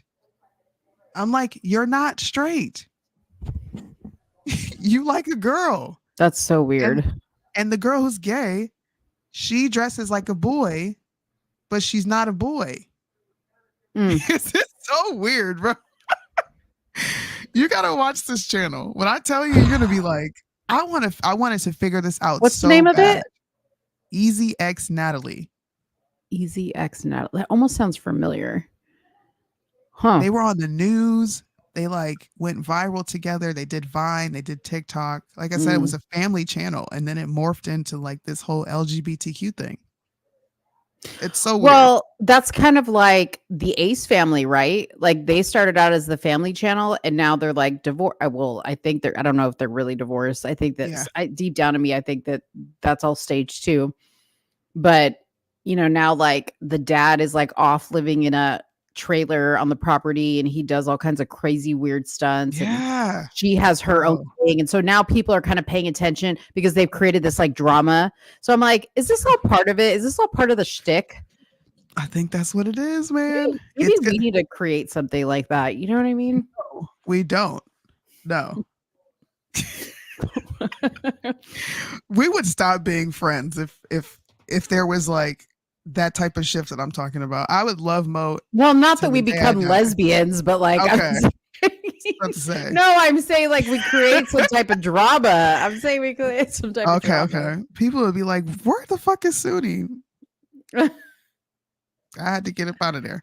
Yeah. I feel like we're almost past the times of being sexually attracted and procreating enough. We are. That's I think really we're scary. well past that. I think that's kind of the point because they're trying to slow down, they're trying to minimize the population. Do we have the ability for call-ins? So you can click on it, Carmen, and not do video. You can turn your video off. You don't have to show your video at all. Yeah. That's crazy. Good topic though. Yeah. Put some damn clothes on. Yeah. Jordan Peterson's daughter. And Nobody fuck want to you, see her Pearl. titties. Fuck you, Pearl. Pearl is horrible. I'll agree with you there. I don't like Pearl at all. I think she's horrific. Yeah, I can't wait for her to go away. Somebody expose. Well, I've seen plenty of things exposing her. She had like some friend of hers like went on some show and she was like, she literally is putting this all on as an act. Did you see that? I saw that. Yeah. You know what's crazy, Mo? Is Bryson called me. He said, Soonie, bro, this is white girl on TikTok who does the same thing you do. I think you should start posting way more videos and reacting to relationships on TikTok. And I was like, okay. This is back when I didn't care about TikTok. And then probably a month later, he had a podcast with her. And I'm like, who is this Pearly Things chick? Oh, it was her? She just popped. It was her. It was her. Bryce, I remember he called me and was like, bro, you better hop on this. And you know me. I'm like, whatever. I wouldn't have lasted though, because I'm not, playing Captain Save-A-Ho for men. This is not happening. You call yourself the Black Pearl. You know what? What? That sounds like a shtick. I might change my name on Twitter to the Black Pearl. There you go. Mo. Ooh. Mo does it again. Damn it. I get 10%. Okay. 10%. 10%. All right. Let's talk about CPS, mama. So shout out to Right Wing Angel because he's the one that posted this that I saw. Where I saw this first, but then everybody started hopping on this. And I'm going to take you through my emotions, okay, in watching this video. Have you seen this, Soonie? I've seen it, yeah. Okay. So let's watch first for the people who have not seen it. I was at the firehouse for like 3 hours. And I was trying to figure out what to do. And then they called the cops, and then the cops came, and I talked to the cops, and then they brought us up here to Children's Services.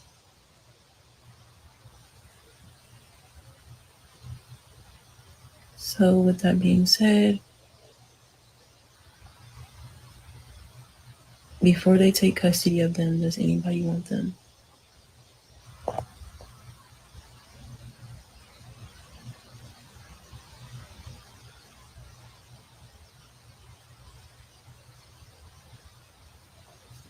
So yeah,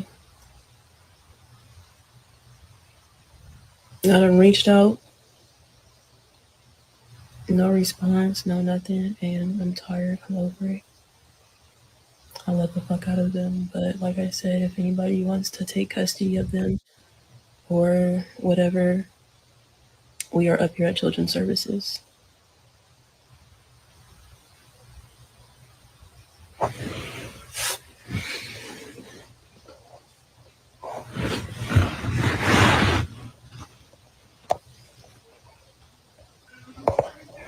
I think she left to walk back in here.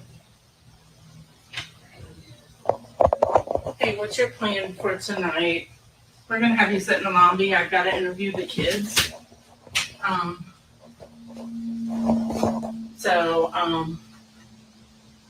Did the police bring you in with the kids? No, I drove. I just followed them. Okay. And they had the kids in their car, did you?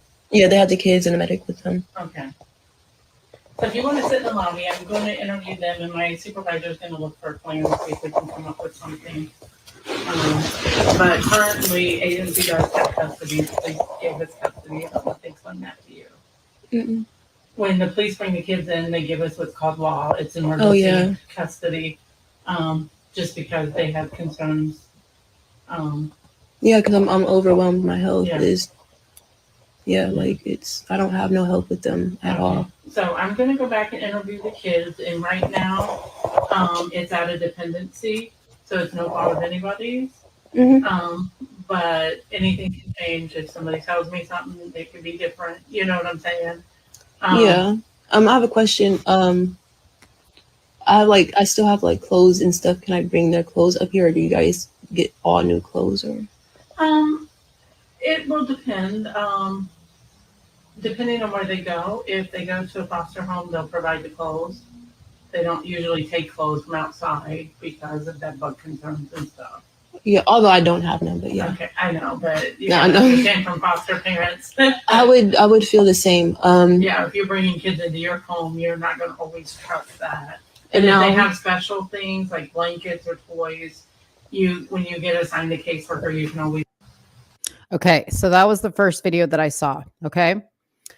Now there was another video that carries on that I'm going to play because I want you to hear that, because this first video, I was like, as a mom, I was like, I can't even imagine ever doing this. Like, I would do whatever I had to do.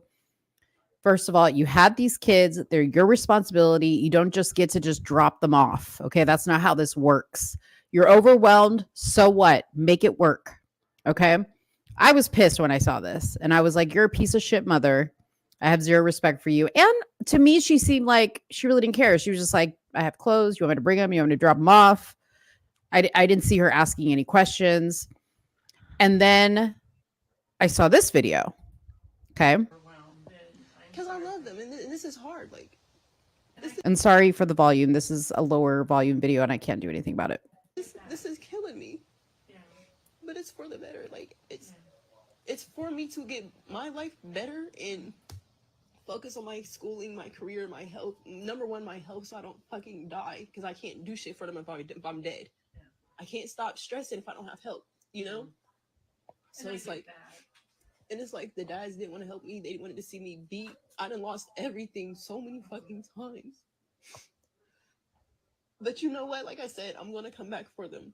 And as far as the whole foster home thing, like, will it be open? Will I still be able to, like, see them, bring them gifts and stuff? Like, what they'll do is they'll set up visitation for you, usually here at the agency or designation place, whatever it works, and you'll be able to see them weekly. okay, that's even better, that I can still see them. Oh yeah, you'll get to see them, and I can still provide for them, right? Correct. You Birthdays. can bring them gifts. Because I love them, and this is hard. Like, this is killing me. Yeah. But it's for the better. Like, it's for me to get my life better and focus on my schooling, my career, my health. Number one, my health, so I don't fucking die. It's repeating. Birthdays. Gifts and have all that. Yeah, because, like, it's only so much I can do. I mean, I just finished my last medical class today, so it's like I just have to study for my What school did you go to? I'm in 2 different colleges right now. Okay. One is through OSU for my national medical assistant license. I have to try to open the light or something, And I made sure I told them that earlier. I made sure I told them that there's nothing wrong, and they didn't do anything wrong, and I don't want them to think that they're not enough, because they're everything I ever wanted. I'm coming back for them. I don't care, y'all. I'm telling you, respectfully from my mouth, whatever hoops you guys throw at me, no matter how you guys try to spin it, I'm coming back for my kids, and I am going to get my kids. So I blocked. Okay. So then I saw that video, and we're going to pause here for a second, but I have more to show you. I saw that video and I was like, okay, maybe I jumped the gun a little bit on this, because she really, she got me with the tears and I'm in school and it's just really hard and I'm going to come back for them and I really care and I don't want to think it's them. I was like, okay, this woman fell on hard times, clearly. And let me just give a little bit of grace. And then I saw a video Brandon posted, and even Brandon was like, oh my God, this is really breaking my heart. Like, can somebody get me in contact with this woman? Because I would actually offer to take her kids in for her, maybe offer her a job, whatever she needs to get back on her feet. And I was like, wow, that's really cool, right? So I started doing my investigative work to find her. And I come across an interview, but not before I came across her Instagram page. And I know Soonie sometimes is like, well, we can't always judge by that because, circumstances, blah, blah, blah, whatever. You guys can look at her Instagram page. I'll show it to you really quick so you guys can see if you guys want to go check it out yourself. But it made me want to go and kind of dig deeper because there were these pictures. This is the first thing I clicked on was her, fumbling through this cash. I'm thinking, this is somebody who said she didn't have money to keep her kids and she's struggling. And here she is offering a class for $250 on how to build a business. So I was just like really confused. We got to let Carmen in. Hey, Carmen, hold on one second. And then I, start seeing the usual suspects of pictures like this, pictures of her shaking her ass, pictures of her here, all leading to an OnlyFans page. She was a stripper. I wasn't even judging her then because I was like, well, she was doing what she had to do to feed her kids, whatever. Then I come across, give me just a second. Let me just pull this down for a second. I come across this interview. And I'm not going to play this whole interview because it is a very long interview, but I will post the link below so you can see it. But this is the girl right here, and she's interviewing with this girl named Neek at Night, and she goes into telling her entire story because this woman, she's not buying the bullshit. Basically, this girl picks horrible men, okay? Drug dealers. She herself smoked marijuana, admittedly, on the show while she was pregnant with her children. She basically gave the guy she was dating money so that they could buy bundles of pills so they could sell the pills. And she continued to get pregnant, okay? People commended her for not killing the babies and for not getting an abortion and all this other stuff. And yes, that is great. At the end of the day, I think CPS needs to take these children and never give them back to her because she clearly cannot put her children in a good environment. All she could talk about in here was building generational wealth, okay? And setting her children up for success when she herself cannot set herself up for success. So I don't know if you guys have seen this, but I will definitely post the link so you guys can watch it later. But it is, I was dumbfounded by it. Did you know all this stuff, Soonie, before I talked about it? All this development? Yeah. You did? Yeah. Okay. I Yeah. did. Disgusting. What do you think?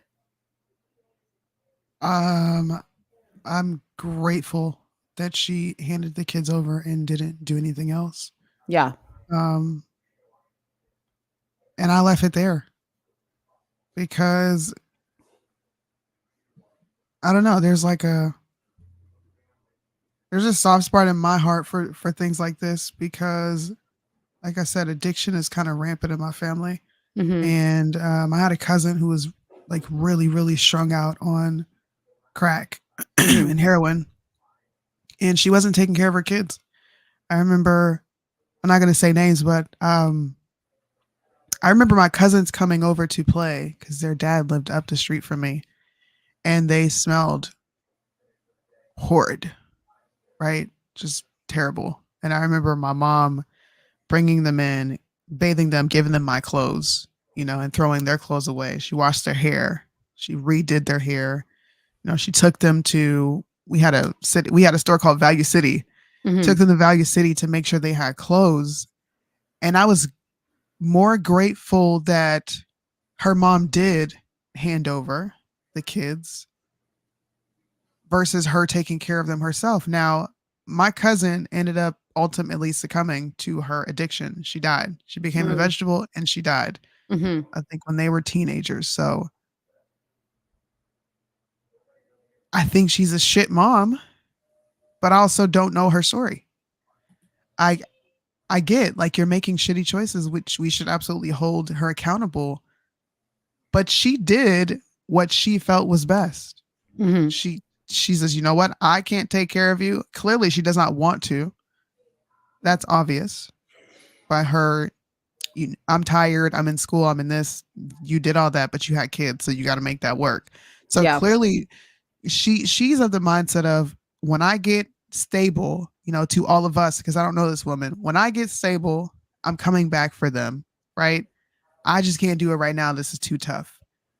Is she a quitter? Yes, she's a quitter. Is she a shit mom? Yes.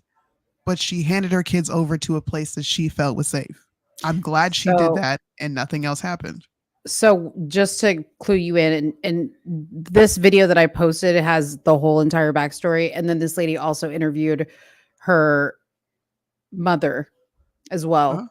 And in the middle of this interview, a woman who she says is her sister comes up to the window to give her a plate of food because she's doing this interview from her car. And the woman who's interviewing her says, well, couldn't they take your kids? They came and gave you a plate of food. Because she's like, yeah, we're over here celebrating Mother's Day. And I'm thinking in my head, what are you celebrating exactly? You just gave your kids up. What are you celebrating? Even if you made the right decision, I would be destroyed. You know what I mean? But she's over there celebrating. But she didn't give her kids to CPS. And truth be told, that by her, that was the third time her kids had been with CPS. The first 2 times they were taken from her because the kids were living in poor conditions. She was sleeping in abandoned buildings with them because of the guys she was choosing to be with and the fathers. She has 5 children. One of the times the children, like you said, they smelled very bad and CPS took them and then gave them back to her. So this has been a cycle for these kids. The kids are not with her. They're actually split up amongst, I think, 3 or 4 families who were not assigned by CPS. They were 3 or 4 families that she herself was able to get to take the kids. So I don't know who she didn't say anything about who those people were, if they were family, if they were friends, but she said her mother and her sisters and her family, they've helped her too many times and they can't help her again.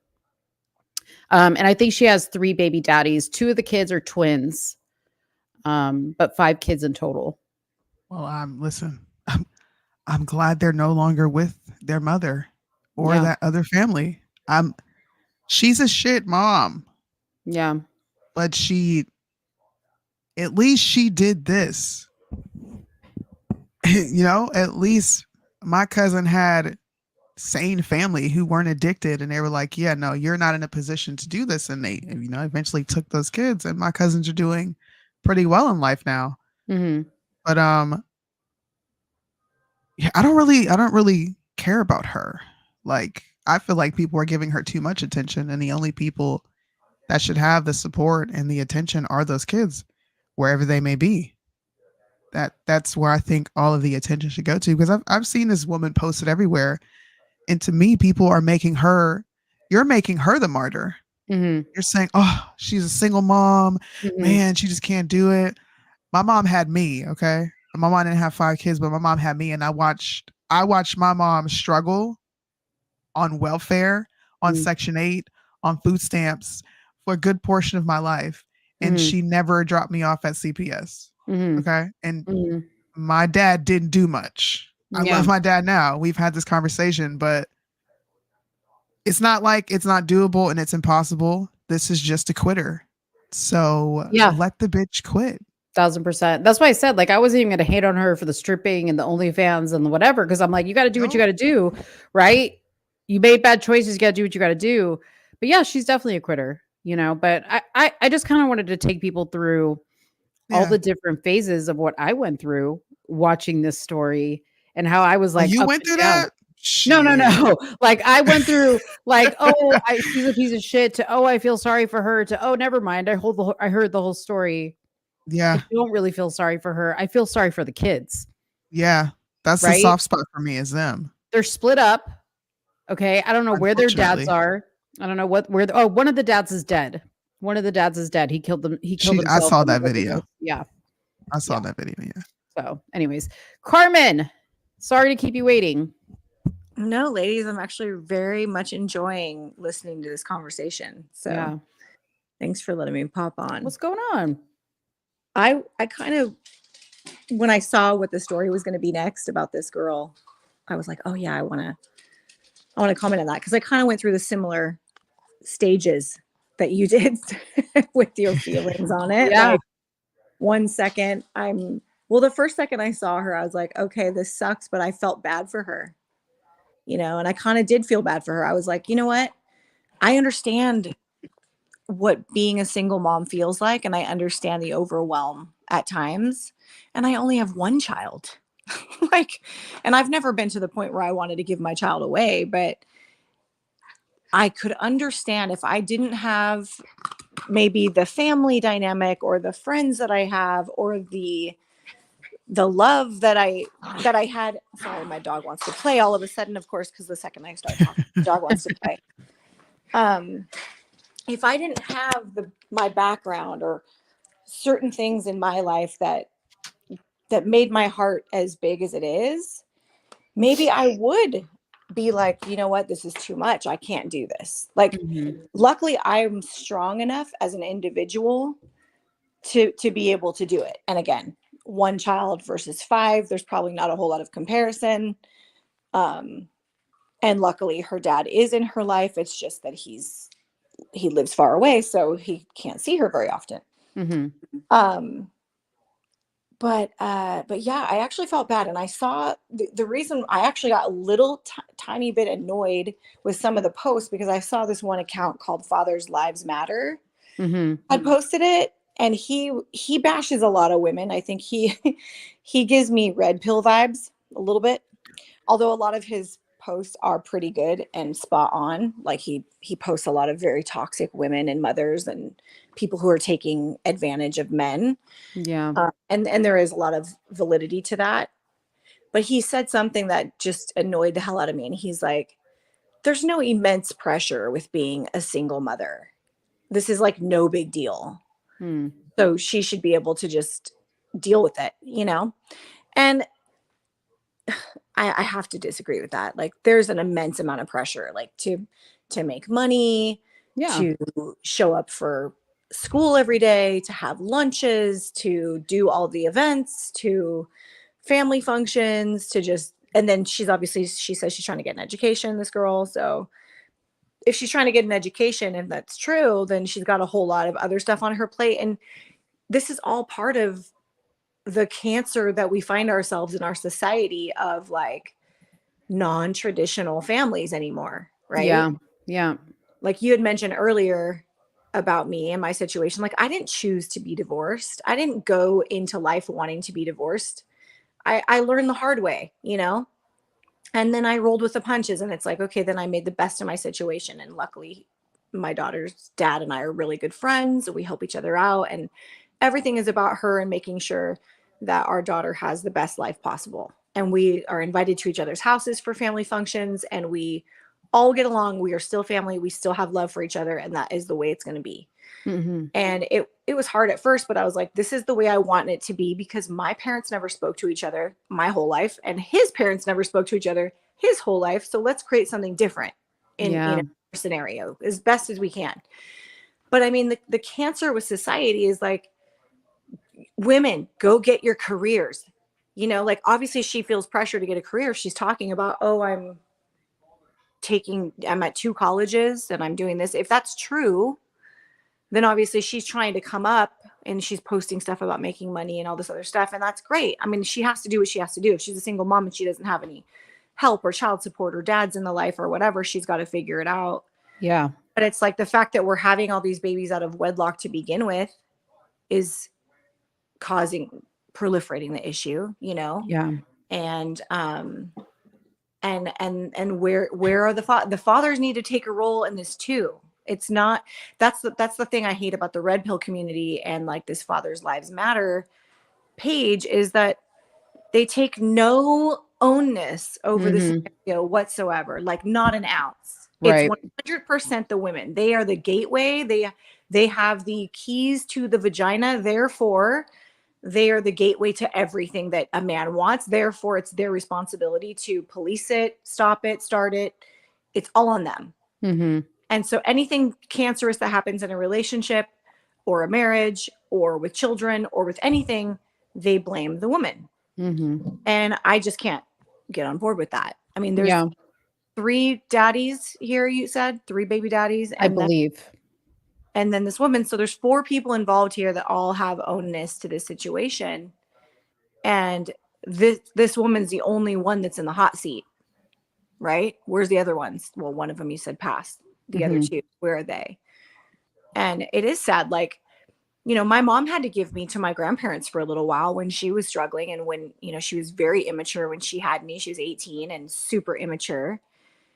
I lived with my grandparents for many years. But if she didn't have that, what would she have done? I don't know. I remember staying at her friends' houses for extended periods of time too, like with their kids. And so she had like some place of reprieve. And so if this woman doesn't have that, I can understand a breaking point, but it sounds like she is also a little selfish. But at the same time, you have 5 kids and you're young and immature, you are automatically selfish. And that's what I was going to say is when you do take the time, if anybody takes the time to watch this, I watched the whole thing. It's not that she gave them up because she doesn't have the money to support them. She gave them up because she says, my children deserve to live a lavish lifestyle and I can't give that to them. Okay. So she has a place to stay. She says, I have a very nice house. She posted a picture of the Cadillac, brand new Cadillac sedan she drives actually. But she's like, it's just so hard because it takes, you know, driving all day to do Uber Eats. And, you know, by the time I'm done filling up my gas tank, it's like, lady, welcome to the life that like 80% of people live, which is doing what you got to do. Now, the fact that you feel like your kids need to live lavishly, and if they can't, you're going to give them up. That's crazy. Like, I would understand giving them up because you can't afford to put food in their mouth. But you just gave them up because she said, I was just tired and I needed to do me. That's basically what she said. I wanted to be able to go to school. I wanted to be able to like work more, because she said after posting these videos that she couldn't wait to get back in the club and shake her ass on the pole. That's what she said. Gosh. Right. So she wants to get all this money, but her kids deserve to be with their mother. And I guarantee you, kids don't care about a lavish lifestyle. They want to be with their mother. Yeah, they do. It's sad. I don't know. It's the most important thing of all. That's the most important. You know, again, there's a cancer in our society. We glorify Hollywood. We glorify lavish things, as you just mentioned, lavish things. We glorify these things instead of glorifying family units and absolute love and unconditional love and cuddling with your kids and making memories that are free and all of the things that money can't buy and that money never brings. Never brings you happiness. I mean, look at all the wealthy, rich people in the world and look at how absolutely miserable they are.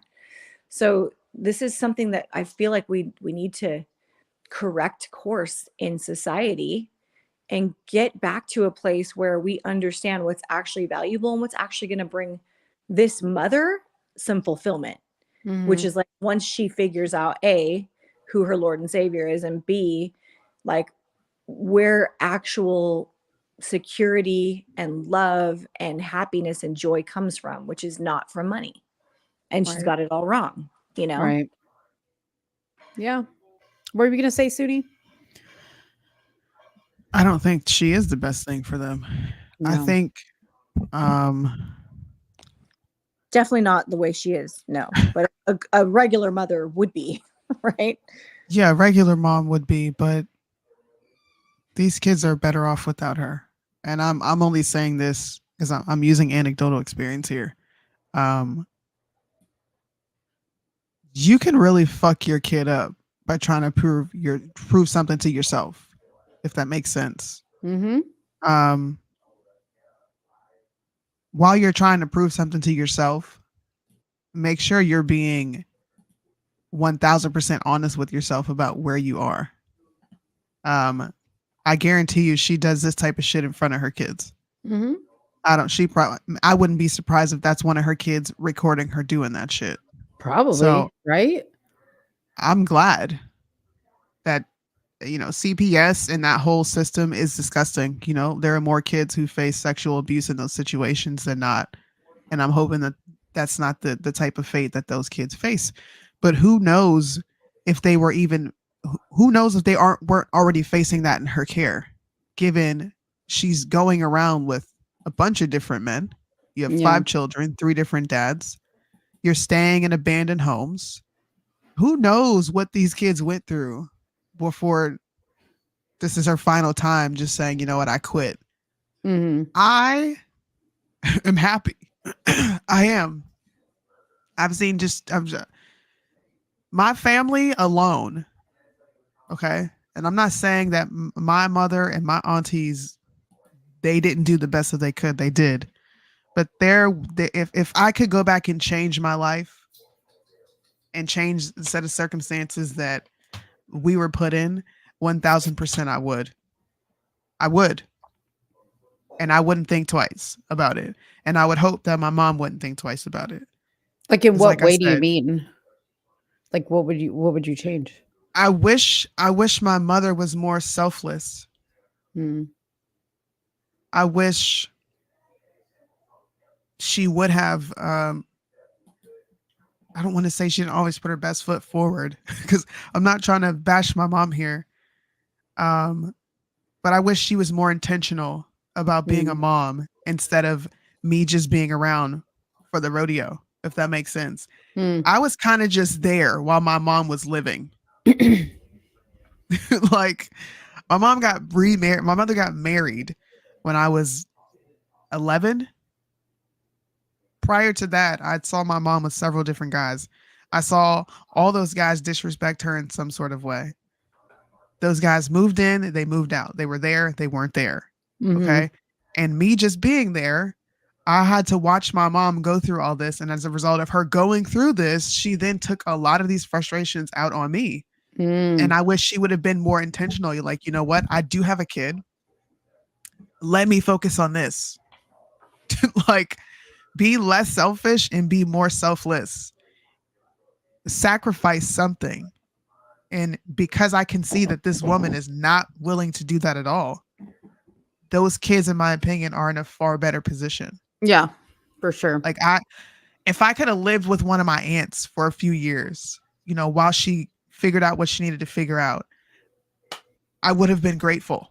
Yeah. That's what I mean. But like, I wish she would have done a little more, but we're here.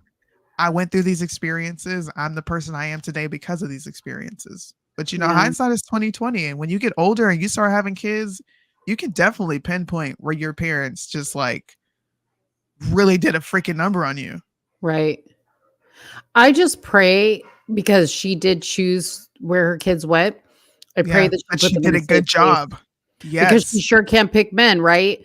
Yeah. So, you know, and I know some people don't know that this happens, but you know, people do sell their kids' social security numbers for tax purposes, and she could have worked out some type of deal. I don't know. I'm not gonna say, but like, I don't know. I don't know how she's doing all these interviews. There's tons of interviews. I mean, she is making her rounds. And that again speaks to the culture of do what you got to do to go viral. Like what's her name? Risa Tisa did, right? Like you're going to make your tragedy. Yeah. You're going to make your tragedy your come up. Yes. And yeah, this is just sad all around. So anyways, family member, like who ended up taking the kids? She didn't say who took the kids, but she said it wasn't her mom. It wasn't her sisters because they had helped her a lot and they weren't going to be able to help her again. So that's crazy. They're probably sick of her shit is what it is. Like, they're like, stop picking these guys. Yeah, but don't punish those kids, man. Like, what do they have to do with their shitty mom? Yeah.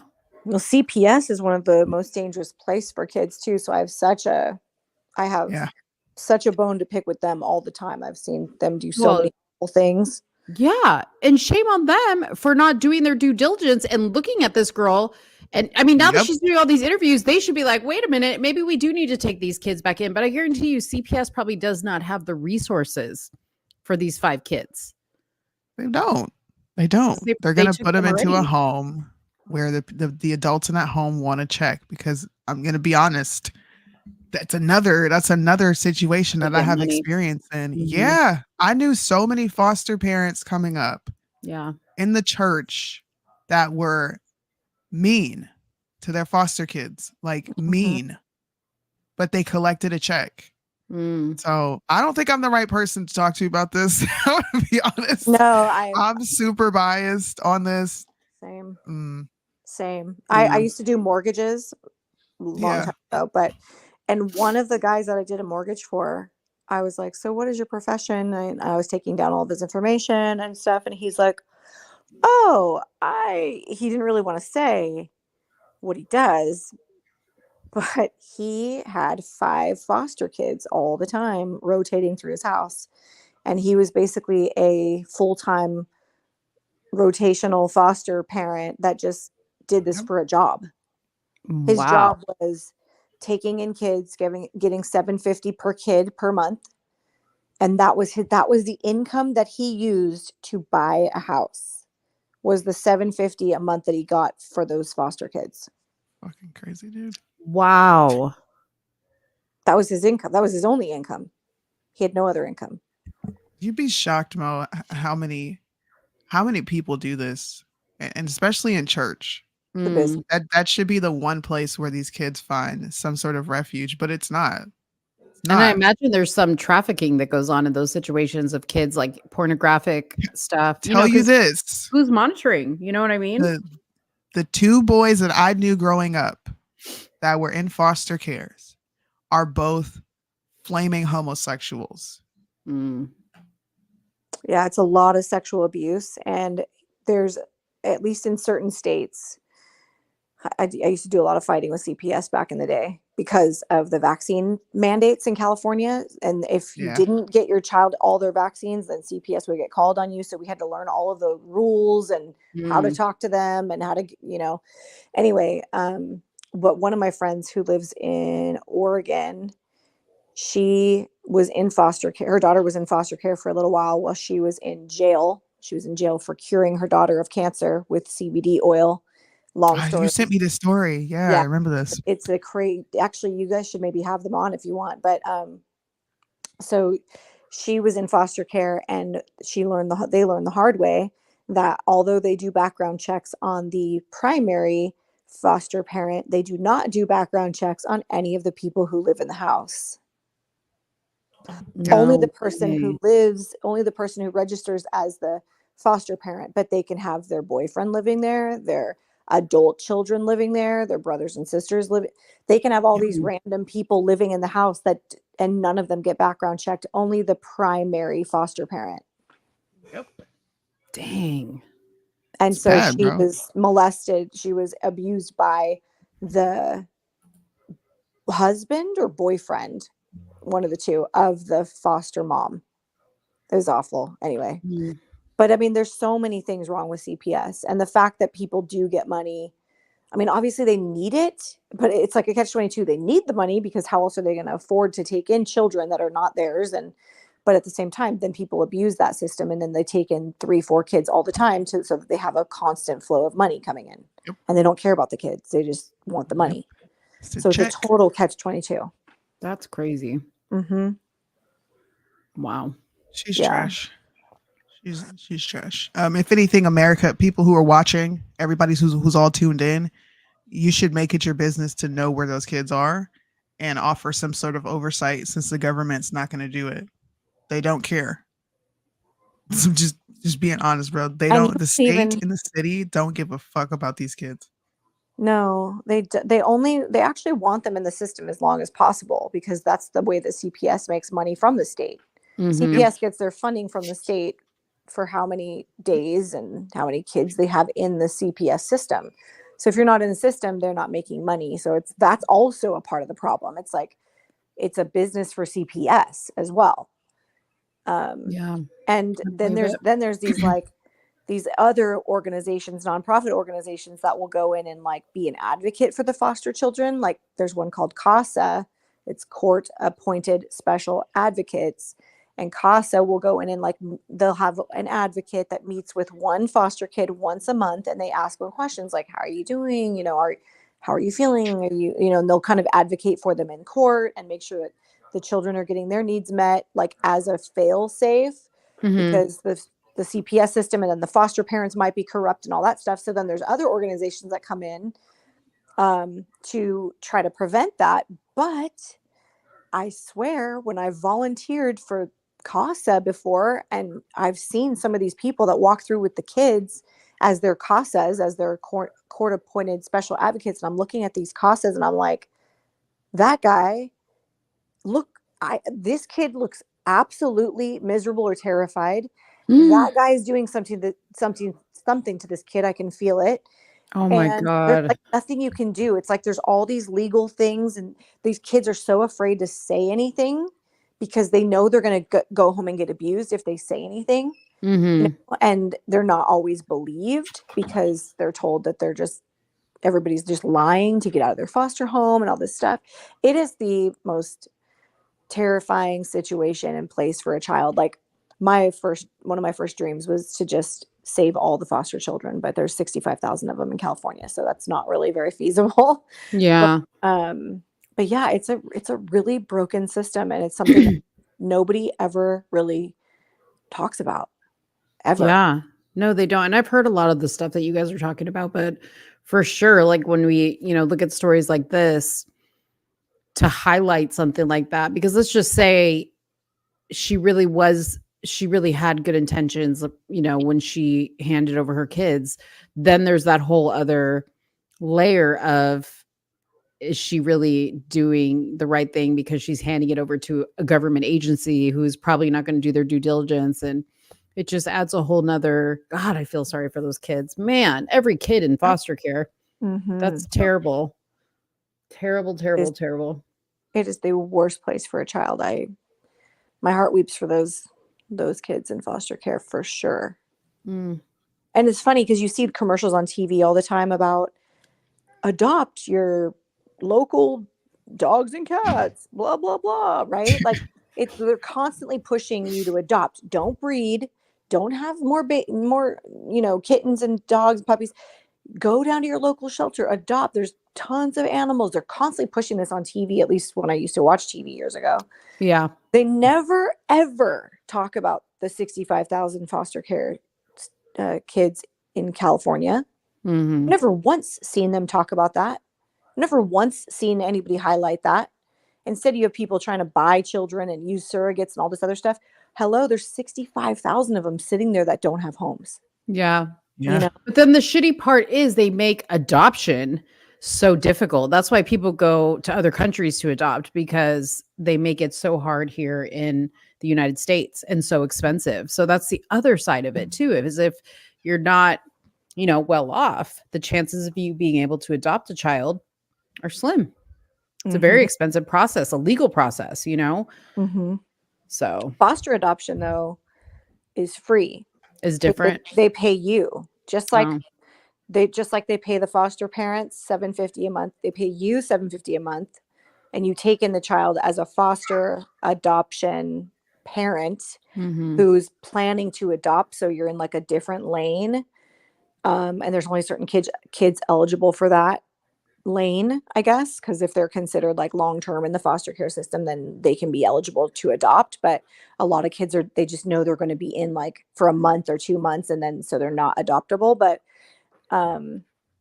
yeah, so you go into a certain lane, and then they pay you $750 a month until the process is completed.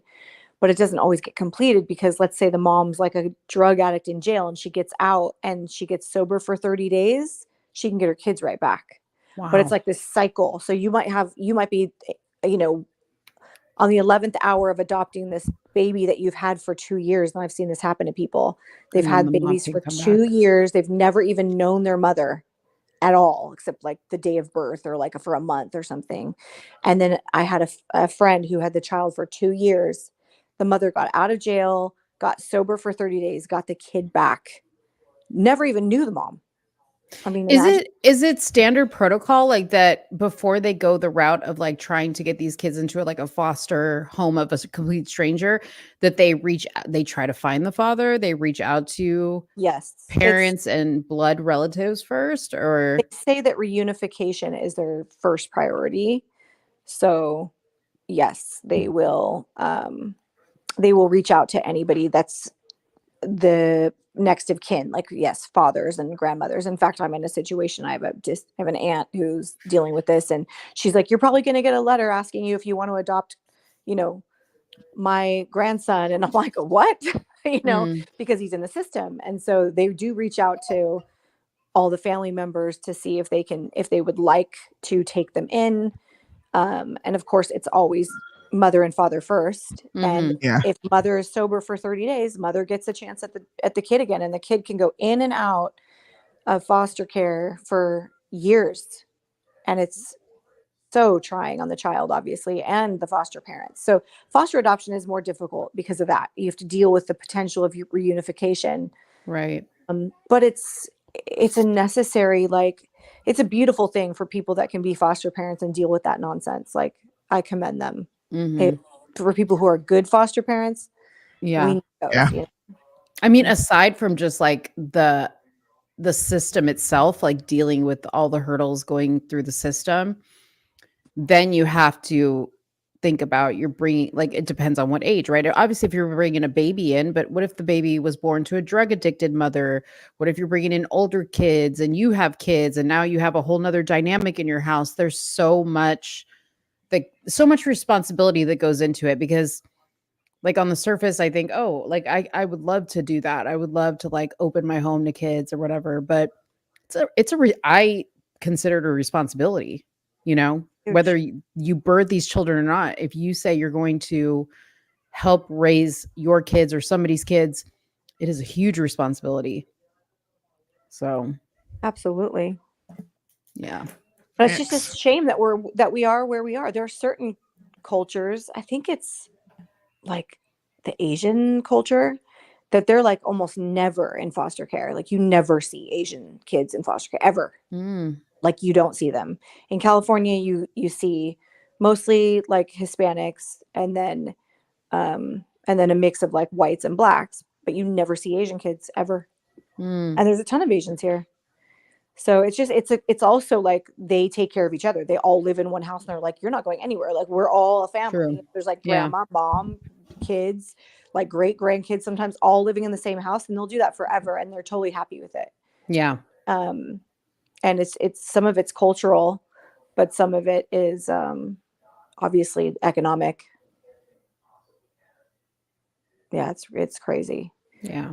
So I hope those kids are in a better place than with their twerking mother. Me too. I hope she doesn't get it back. I guarantee you she will. And she'll be back on social media doing the same song and dance. Yeah. But you know what, Soonie? Like, I was listening to you talk about your mom.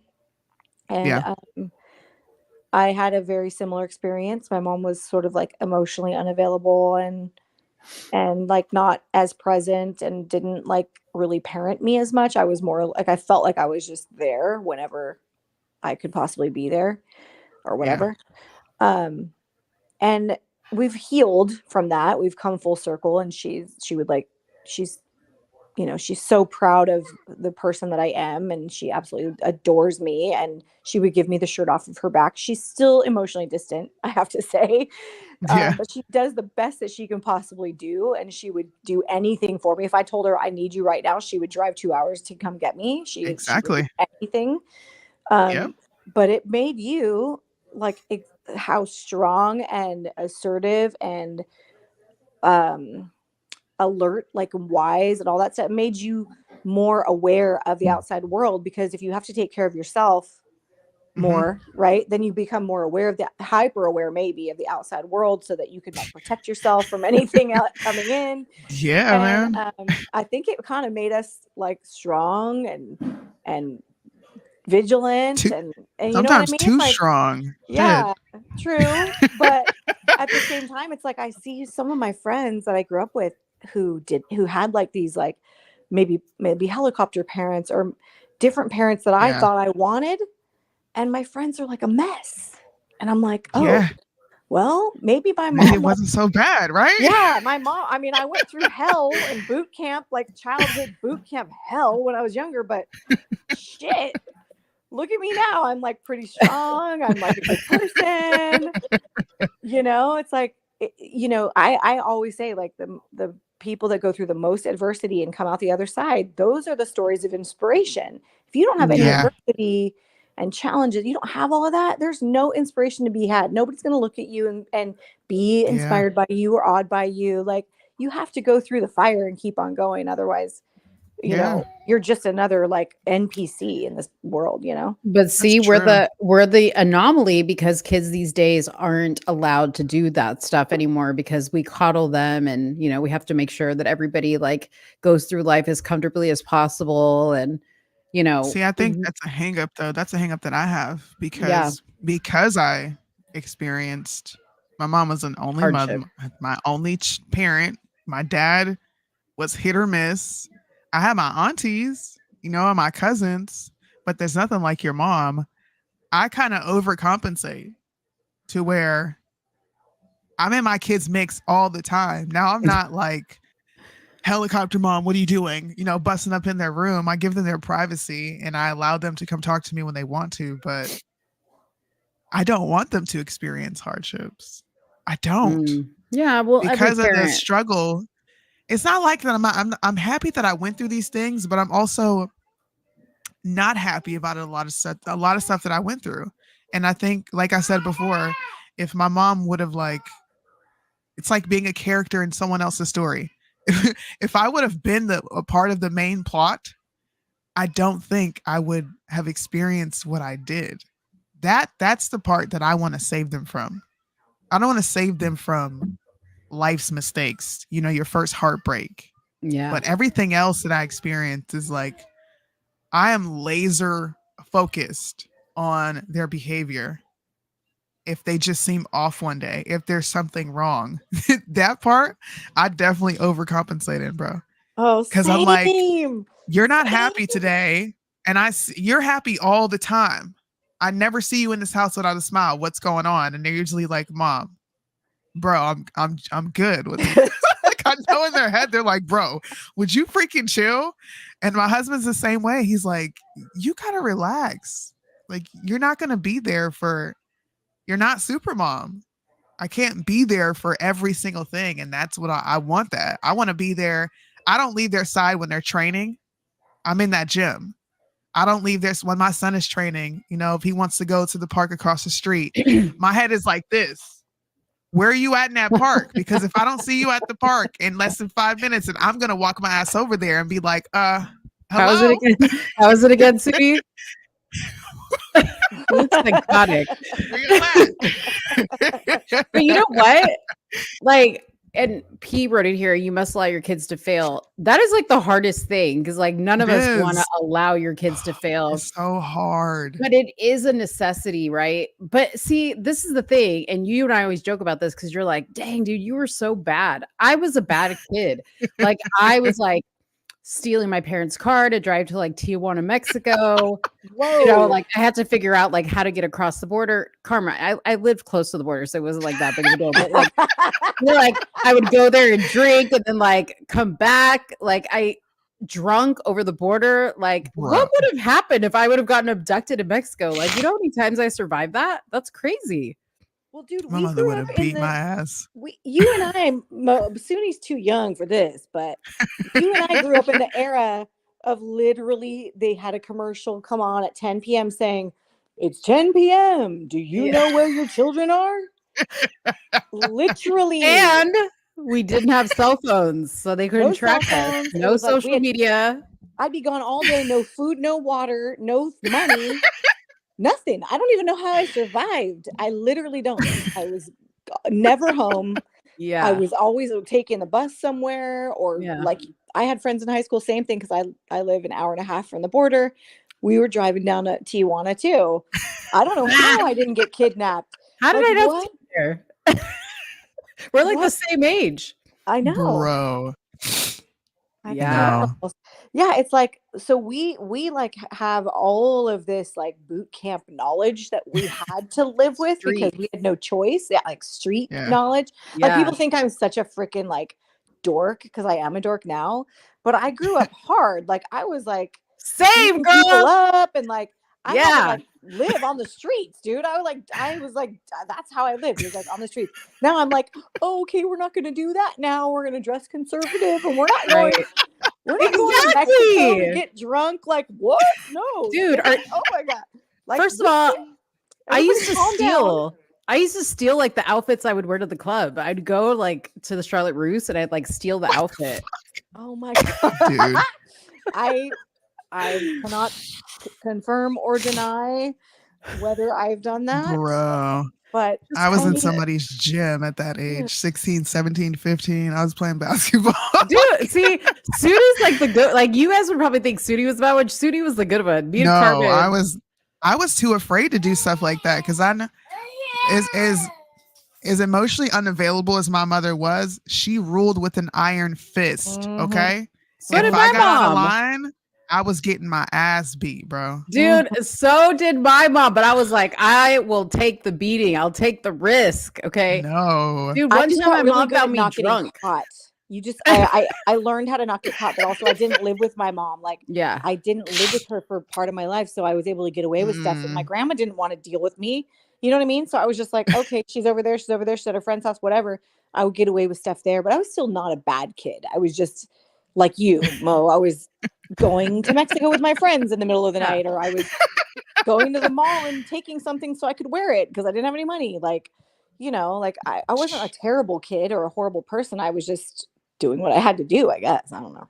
Dude, one time my mom found me drunk on screwdrivers and she slapped my face while she pulled my hair up the stairs, and I was right back out there the next weekend doing it all over again. Bro. Oh, dang. Yeah. Did y'all grow up in the church?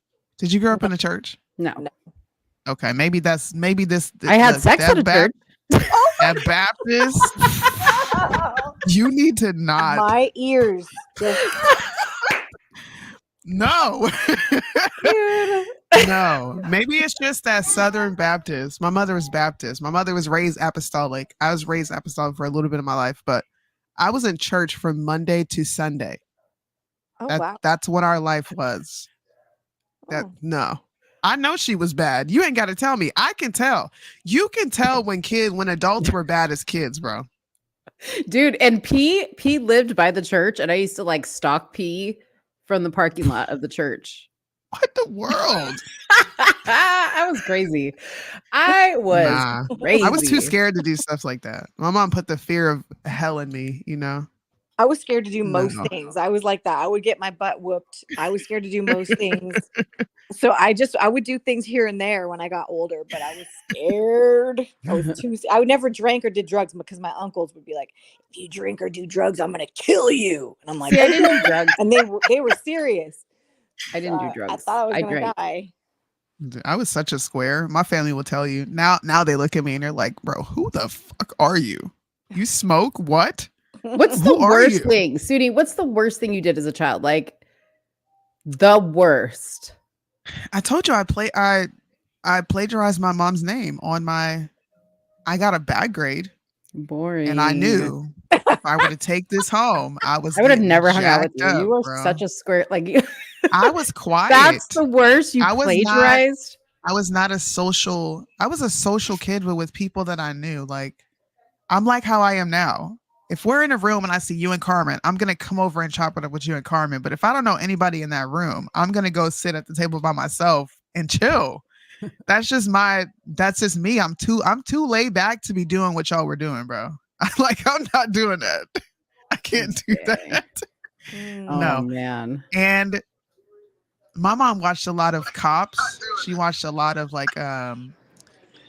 forensic files. So I would hear of women getting snatched or, like young kids getting, essayed and like unalived. So I was afraid to do stuff. Like if I leave, I sneak out and it's nighttime and my mom's not here and I'm probably going to get snatched up. So I just didn't attempt to do stuff like that. Not me. I was like, wait, did y'all hear about the girl that they found dead over in Quest Haven? We should go over there at midnight and drive through with the lights off. Like that was me. I was that kid. You're crazy. I had friends like you, Mo. That's why I ended up in those situations. My friends were so mischievous. And I was like, okay, I'll come too. Okay. I'm scared, but okay, I'll go. It was fun. What's up, Marlene? What's up? What do you got to say? You gonna judge me? No, y'all talking about what y'all did as a child that's worse. Yeah. Okay, I'm finna tell y'all what I did. Don't judge me. Okay. Go ahead. What? I threw my auntie panties in the fireplace. You threw your Annie's panties? In a fireplace. Why? First of all, how'd you get your hands on your aunt's panties? because she was in there taking a shower, and she wouldn't give me back my phone because I had Oh my! You were one of those little badass little, kids. and I threw her panties in the fireplace, and I said I want to see the flames. You know what? I take that back. I remember when the internet first came out, and I used to run my mom's phone bill up, bro. That's probably the worst thing I've ever done. My mom flipped her shit on me from being on the phone. Dang, sweetie. Shut up, Mo. Shut up, Mo. I don't have sneaking out and going across borders. I would never steal my mother's car. No, I knew I was going to have the life beat out of me. I have something border really crossing. bad. We were border crossing in high school. Yeah, we were international with it. Okay, I have something even worse. No. Okay, so our housekeeper, when I was like living in California, we had a housekeeper, and she lived with us. Okay, she was from One of them Mexico. little bougie kids too. Whatever. So her bedroom was like faced like the front of the house, and then like there was like a little window where her shower was, and that was like right next to her bedroom window. And she would always, she was from Tijuana, Mexico, so like she just like didn't pay attention to her window, and she would like leave it open. And I would charge like the boys in the neighborhood $5 for them to go look through the blinds at my housekeeper taking a shower. I know. Silence. It's bad. I know. But I had to make report. I was a hustler. See, I didn't do bad things until I was well over the age of 25. Oh, Mo. Right. Sorry. I thought you said you paid them. You said you charged them. I charged them $5. To go look. Yeah. No, I'd be like, hey, you guys want to see a naked girl? Because like my housekeeper, she's taking a shower right now, and she leaves her window open, and I'd be like, it's $5, so you could go stand by the window. Dude, I was a hustler. Sorry, I was the first pimp. I didn't mean to was pimping her. Soonie. Sorry, No, you're fine. You were pimping your maid out, bro. Yeah, without her consent. What? I sure was. She don't care. No, I just said I didn't do all this bad shit until I was grown. Like the first time I really drank was when I was 25 for real. The first time I smoked weed, I was 27. Wow. Speaking of weed, my first weed brandy was at 13. So yeah, my mom wasn't playing them games with me, bro. But the thing is, my uncle had made like 2 pans, a regular brandy thing and a weed brandy thing. I forgot which one was which, and I ate the weed brandy. You were eating edibles at 13. Oh man, this is crazy. I used to take my lunch money. Mo used to take my lunch money. He meant to say Mo. You know he's always got jokes. Wow. To show me the nude pictures of her maid. The fact that you had a maid is like. And let's not start on the alcohol. What? Damn, I was a little poor. I was one of them little poor black girls. My mother was on freaking Section 8. We lived on 9th and Wallace, bro. Mo's over there selling pictures of her maids. I'm like the madam of Vista, California. Dude, I was the maid. I was the little brown girl cleaning my neighbors' houses. No freaking way, man. Oh man. I was the maid for the white people that lived in my neighborhood.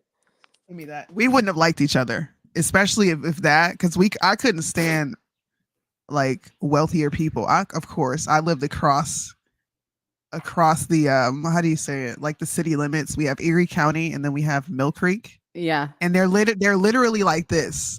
They're 15 minutes apart from each other.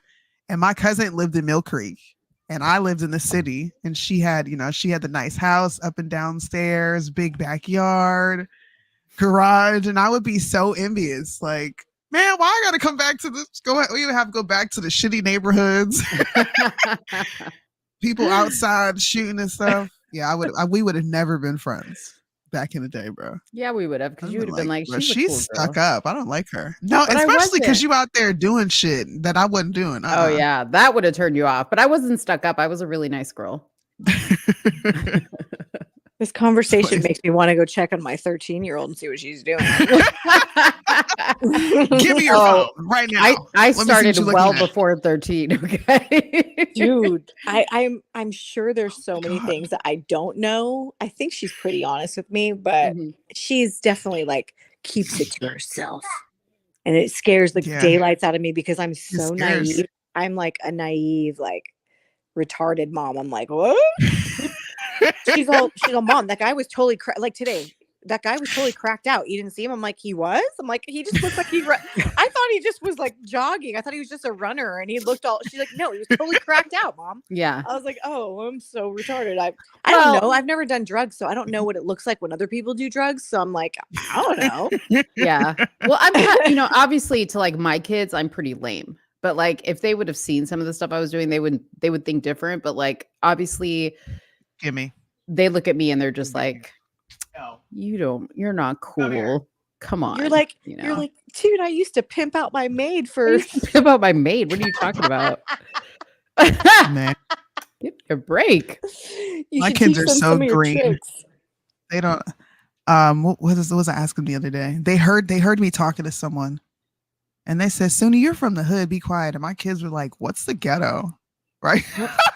Dang. Mom, what's the hood? And I got really proud of myself that my kids have no clue what these things are. Like they don't know what the hood is. That's crazy. They you need to tell them. For what? Because my thing is this. I never kept anything from my kids because somebody was going to teach them. My kids went to public schools. Well, one of them did. So I had to be real with my kids. I didn't want the streets or the schools telling them like what it was. They were going to hear it from me first. All they need to know is that I told them it's not a good neighborhood, and it's a place that I grew up because this is what my mother could afford. And then my daughter's like, "Oh, so you were poor?" Oh my gosh! I'm like, "Yeah, I was poor," and she's like, "Okay." I forgot what she said. I think she's like something about she knows some poor people. But everybody, it was pretty much like centered around everybody doesn't have the same experience, which I'm cool with that. Yeah. But no, we're never going back there. We don't need to pull up to 9th and Wallace. We don't need to do that. We're good. Hey, you know what? I was just reading Neja's comment, but I was like, we should have like an hour because people can call in or can click on the link here and not put a name, so we don't know who they are. Yeah. Like we should have an hour where people come in like anonymously and just like confess things to us. You want to hear people's dark secrets. I do. Like I'm cheating or like, oh, that's insane. Right, Carmen? Wouldn't that be fun? I mean, I would not be calling in myself, but Carmen, listen, Carmen's Latina. She's Puerto Rican. She's like, ooh, did you hear? As soon as I said people's secrets, she was like, ooh, chisme. That's what we'll call it, Carmen, the chisme hour. Just so Soonie doesn't want any part They're of not it. going to call in because I'm going to be judging the fuck out of them. Like, so you did that? Yeah. Let me listen to your voice. I'm going to figure out who you are. Okay. Cheating on your spouse. Who would be interested in the chisme hour? Who would call in to confess their, like, you just have to get something like off your chest anonymously. Yeah. Chilling with cheese. Right. Isn't this the problem now? I feel like you're about to really, create an issue. We have enough people going to social media with their bullshit. No. I know, but bye, I love you. This is anonymous. So you can get it out there without putting your stuff out on social media on your profile. So you could call in and be like, I slept with my wife's sister last night. And then me and Carmen will be like, shut up. And we'll ask you. Oh my Lord. And we'll ask you repent. No, we're not gonna say that. Yes, This is not gonna no. Carmen, we need to get the details first. No.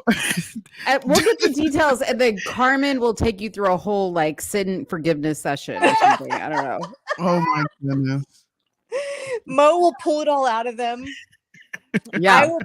I'll be trying to conduct some healing and like talk them through the error of their ways That and would be get them to the other such a good side. show. And Soonie will be investigating them in the background. Oh my gosh. I'm tracking your IP address. I know who you are. I'm Dude. sending your wife this episode.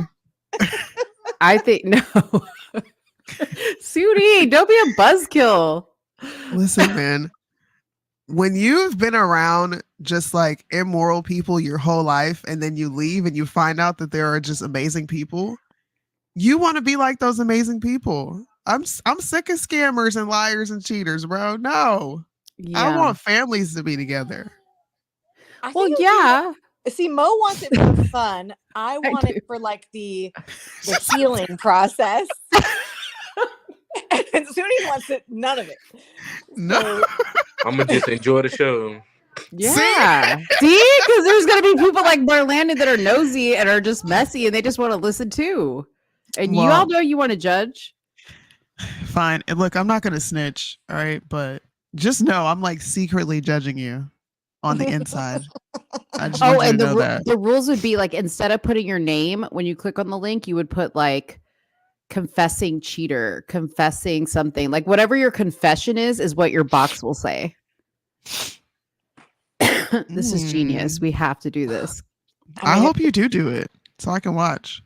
We have to do it though, like at a late night hour. This is nuts. You're gonna have some real weirdos calling you. Exactly. But like that's like when people are coming back from the club, you know, like they made a mistake. Maybe they called that booty call they weren't supposed to call. I'm just saying. Man. Don't be haters, you guys. My mind. Does anybody else have intrusive thoughts where you just something is forced into your brain and you can't help but think about it?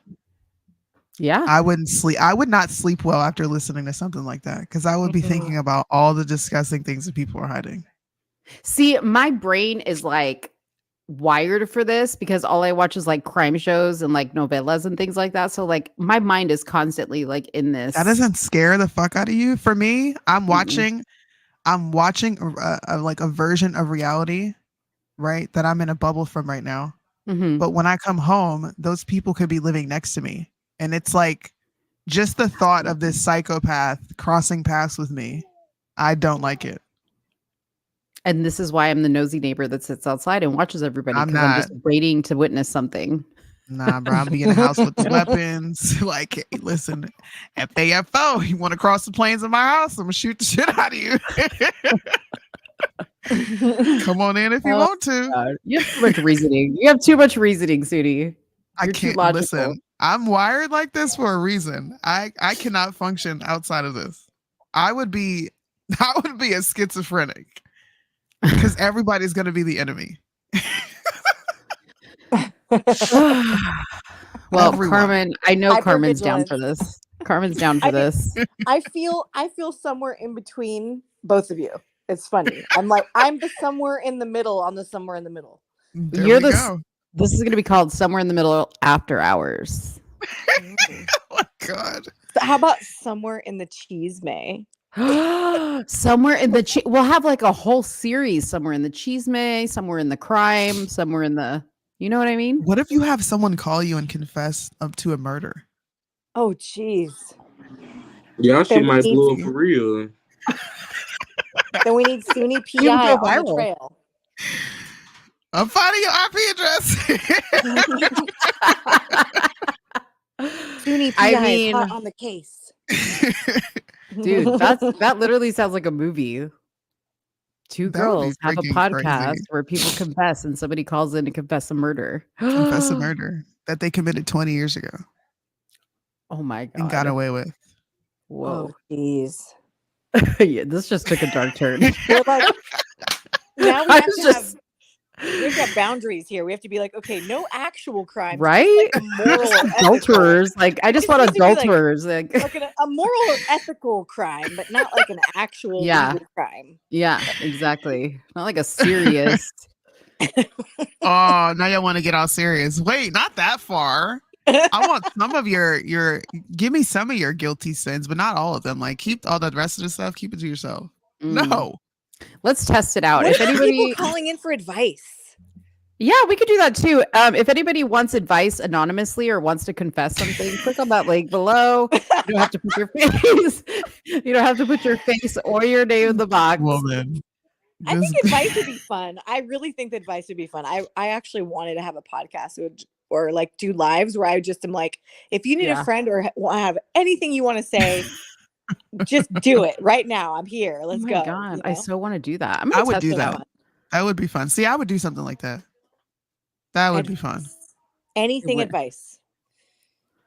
Except for Soonie, you're gonna give like this wholesome, like what? Why do I gotta be ratchet like the rest of y'all? I'm gonna be like, okay, before you break up, this is what you need to do. I can't help it, man. You're the mischievous one. The most mischievous one. People have us mixed up. I think it's because I am so assertive, right? Because I am matter of fact about what I say, because I don't back down. People think I'm the spicy one, and I'm actually not. Yeah. I'm really not. It's her. It's not even me. I'll be out here trying to really like, you know what? I want to see you do well in life. Mo's like, please give me some more details about what you did last month. Exactly. Go through his phone, girl. Yeah. Trust me. Go through his phone. Take a screenshot. Send it to yourself. Then delete it and delete it off of his deleted files. And then that's exactly what it would be. Oh, that girl chopped up in somebody's basement because that man about to go crazy. Wait, no, real honestly, did you hear about this story of the wife finding out that her husband was on the the DL taking it up the ass? Yes, I did hear about that. She found out, and he killed her and their entire family. I did hear about that. Don't be taking those screenshots, girl. You better sit down and mind your business. You have to double delete afterwards. Oh, look at Carmen with the experience. She said you have to double delete. I mean, I've been with twice. One or two cheaters, and I've had to catch them. Dang. The double See, I'm delete. so green. I think I'm glad for the Lord's mercy on me. I like being green. I don't want to know nothing about this kind of stuff. Naive. Oh, little Sue. I am. She's naive. I got street smarts, but nah. I don't want to be looking through phones and going crazy. Landon said in our private chat, he said, Soonie's the straightforward one. Mo's the delusional, goofy one. Carmen comes off as the sweet one, but could be the mean one. Why do I gotta be delusional and goofy? Marlon, why are you always trying to come for me? Oh, nice. What'd you eat today, Marlon? I forgot to ask you. What'd you eat for dinner? Boy. Oh yeah, Marlandon is our resident big back. What's up? He's our resident big back. I had some fried fish and fries. Oh, okay. You made it or you bought it? Did you cook it in Crisco? My cousin made it. We don't do Crisco. She cook it in Crisco. We don't. What y'all do? Y'all be doing that peanut oil, huh?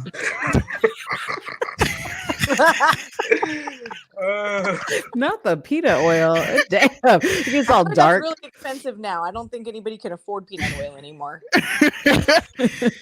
You know, black folks, they be like, okay, we don't use Crisco, but we gonna use that seed oil, which is 10 times worse than Bro, put the oil down.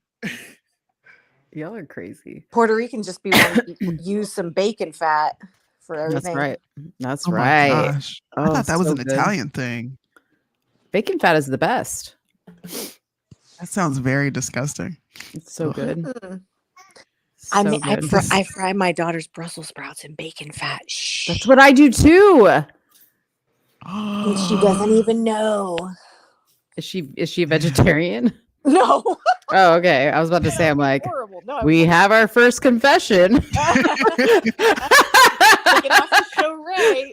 Ooh, you know what? I'm gonna make a confession for my mom. My aunt has been Muslim for like most of my life, right? Her husband was Muslim, so they don't eat pork.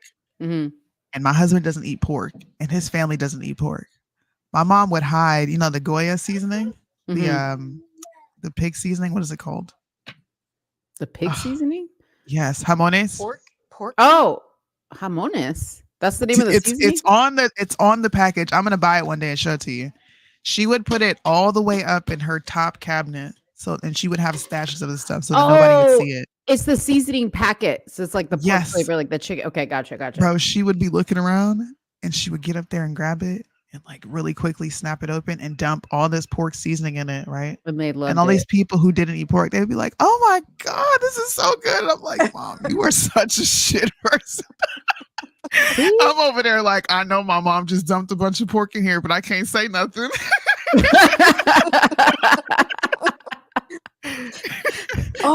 Then they all die and wonder why they didn't go to wherever the Muslims go. Allah or whatever. He's like, not today. Y'all ain't coming in here. Oh my gosh. Oh man. Look at Soonie with the confession. Wow. I know. I wish somebody could just call in with a confession really quick. Nobody wants to confess anything. You're going to test out our confession system. Come on. Let's give it a little swing around the corner. See how we do. I wish I had a confession, but I tell all my business all the time. Confession. Where'd Soonie go? It's so funny when I first saw you guys doing your podcast a while back or whatever, but you've got a really big, like all I see is your head, right? Yeah. All I got a see big is your head. Like, well, you have it right in front of your face, your camera or whatever.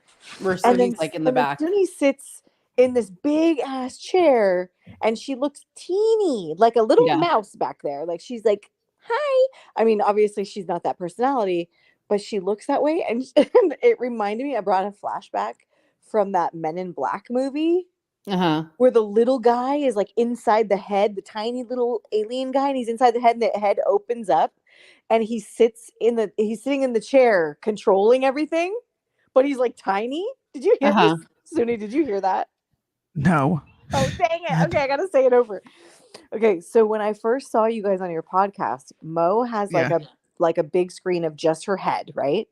And then you are sitting in this room and you're pretty far back from the camera or whatever. So you look tiny compared to Mo. And you're sitting in this chair and you look like you've got all the controls, like all the things. And it gave me a flashback from the Men in Black movie where like the alien head like opens up and there's like this cute little alien in the chair controlling everything. That's you know what I'm talking about? Yes. When they peeled his head back. Yeah, he's got all the controls and everything. And he's the one, like he's like the cutest little alien, and he's like tiny in this big chair, like controlling everything. And I don't know why it just made me think of that. And like it looks like you're like the man behind the curtain with all your like, equipment and stuff in the frame or whatever. I don't know why I got like a Men in Black flashback. Bro, if people only knew.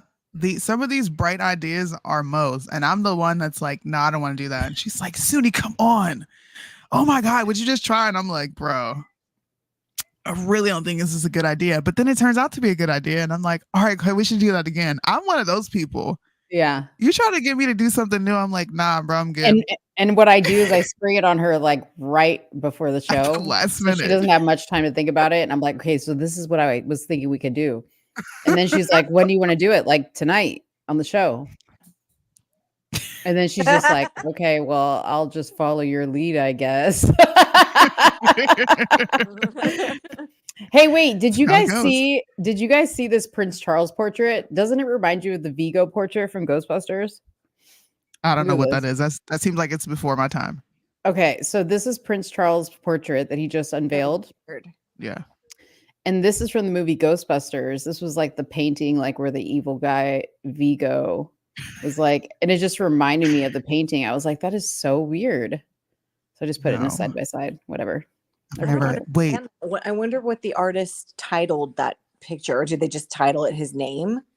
It was just like a self-portrait of the king. Hold on. And that was his very first official. These people are so narcissistic. I swear to Bob. It was commissioned by the Drapers Company to paint the portrait of His Majesty the King.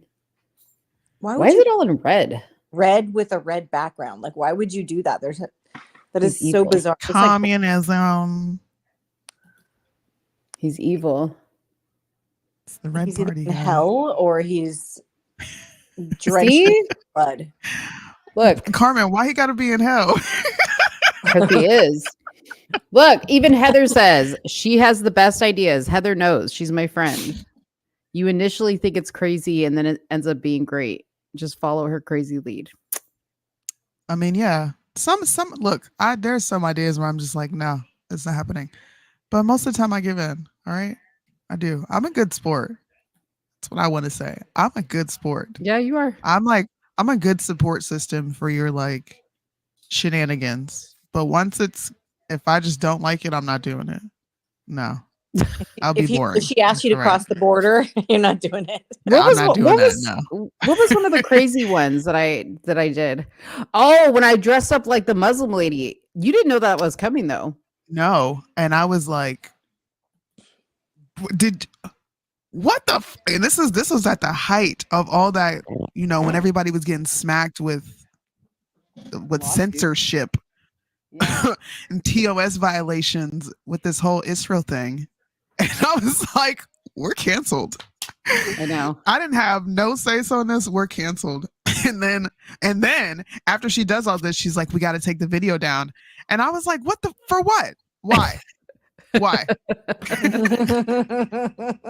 For like, it was the wrong move, Soonie. It was the wrong move. I was mad. I was like, and now I Soonie's did like, all dig your that. heels in.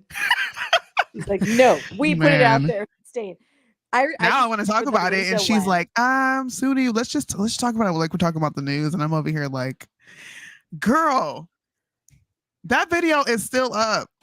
You can put it back up today, and nothing's gonna happen to us. In fact, when she put a Jewish, she put something in her background that was Jewish. Our videos have been saved. That helped us.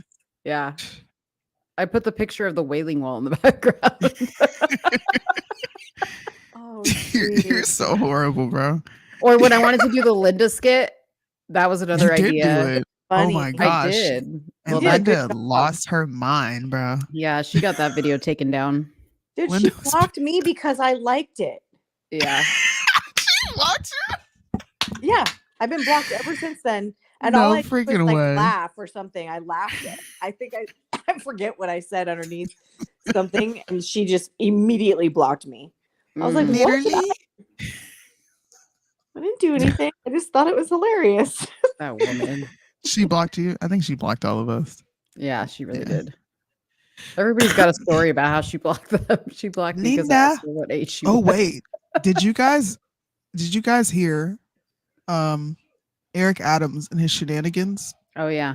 Oh, don't even get me started on that bald headed. Did y'all see that? I don't know if you saw this. About the illegal immigrants being lifeguards. This is why. Penny pinching skin flint. This is why America thinks black people are retarded. Like, this is why.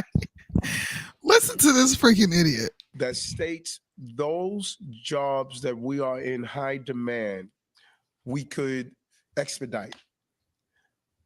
How do we have a large body of people that are in our city and country that are excellent swimmers, and at the same time we need lifeguards? And the only obstacle is that we won't give them the right to work. Nigga, what?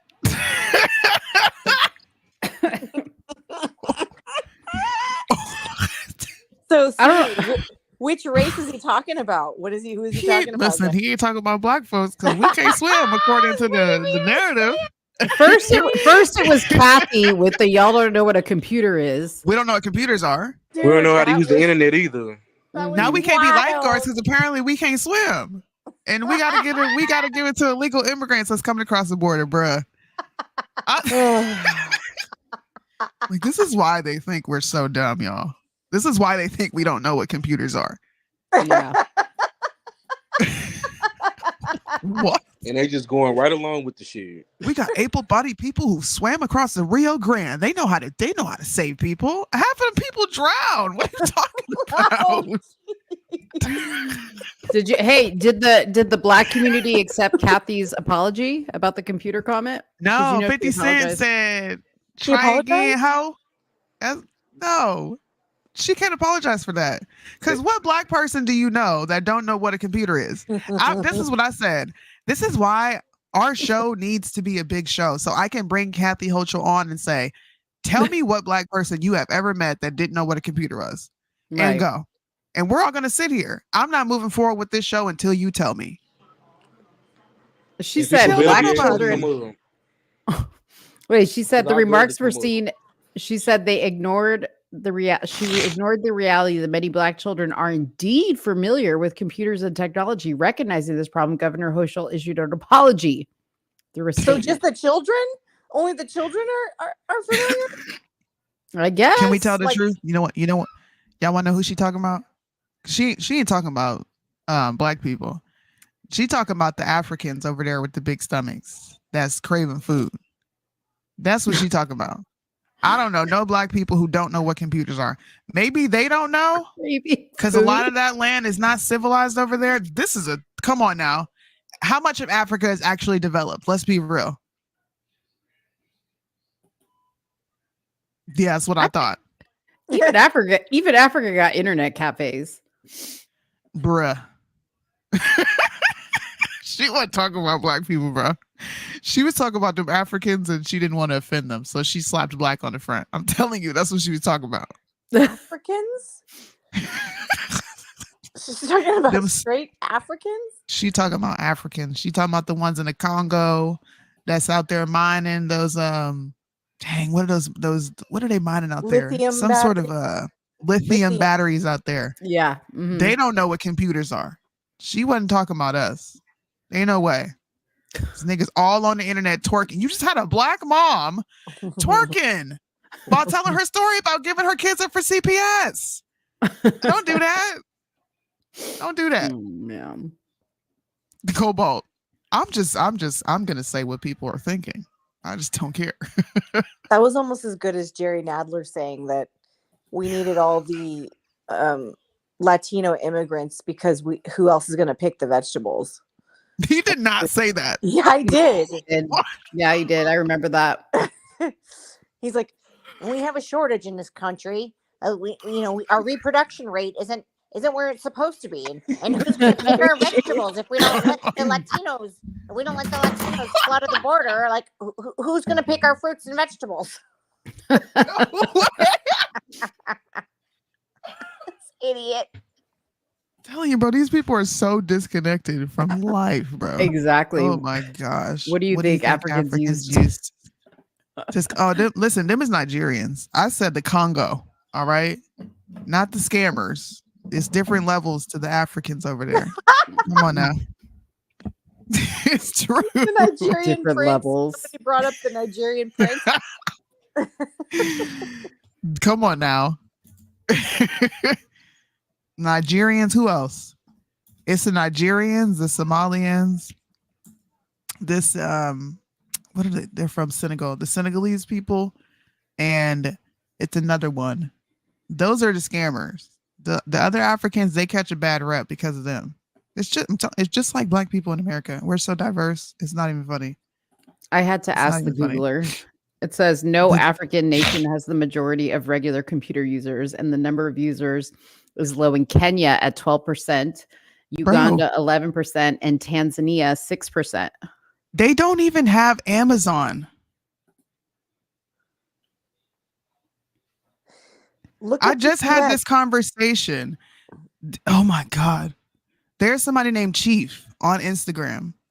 He cammed up a scammer, okay? A Nigerian prince who was pretending to house children and was asking people for donations, okay? And this man said, well, because I called him out. I said, why you got them Africans up here scamming? He said, Soonie, we can send them mattresses, bro. All we got to do is go to Amazon. I said, boy, ain't no goddamn Amazon in Africa. Like, what are you talking about? Yeah, but they drop ship, Soonie. They drop ship. They don't have to have it in where? I don't know. They probably use Temu over there. Listen, that's when they reach out on the computer to that lonely white woman in the United States and they say, I need your address and bank account number so I can get my Man, you sent me the Jerry Nadler statement. I want the Latinas to be like, excuse me, all we good for is picking the vegetables. God Dude, damn. she really was talking about the Africans when she made that statement. I told you.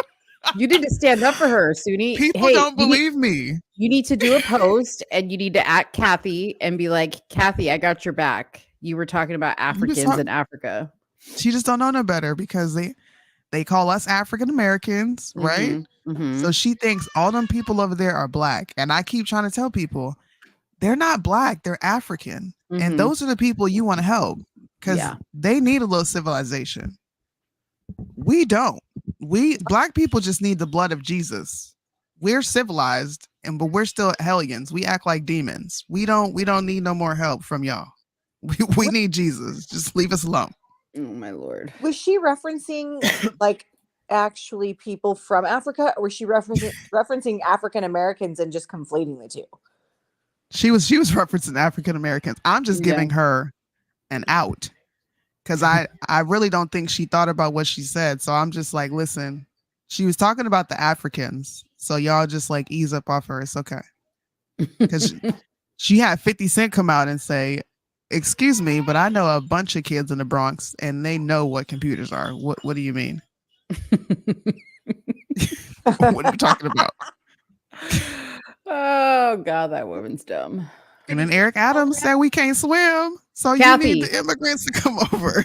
Kathy, if you're listening, we posted a link. If you would like to make a confession, you can do so anonymously. Kathy probably sends $1. A confession. She'd probably be sending a healthy amount of money to feed the children over in Africa. You know, the commercials. Or what did you call them? The kids with the big stomachs asking for food or something? God, see? Listen. This is how I am in real life, y'all. The big stomach. I did. They got the big pot bellies. Because they're so hungry and malnourished. That's why they look like that. I'm saying what you're afraid to say out loud, all right? Just like me with the Asian people. What'd you say about Asians? Remember that I was like, you want to believe everything they say because their eyes are like this? And like you said something way worse than that. I just can't remember what it is. No, I said because they look like little cartoons. Remember? I remember, but I remember it was something that I was even like, God damn. Dude, Marlandon probably knows because he was judging me about it. So I'm gonna get y'all beat up? No, I'm not. I promise you I got you. I wouldn't tell you to say anything that I know you can't say to a black person. I know how black people are in this country. I got your back, I promise you. I want you to react to another video. Okay. In America, you can be anything you want. Don't be gay. Stay She's like doing like David Goggins. Why she running with a fucking bulletproof vest? Like David Goggins. She said, "Stay fucking hard." That's what David Goggins says. Wait, was it a bulletproof vest or was it one of those weighted vests? Said, don't be weak and gay. That's really her thing. That's her like campaign video. A woman on a mission. Repeal the 19th. You should have never put this shit out. Why would you do that? Missouri Why? is big.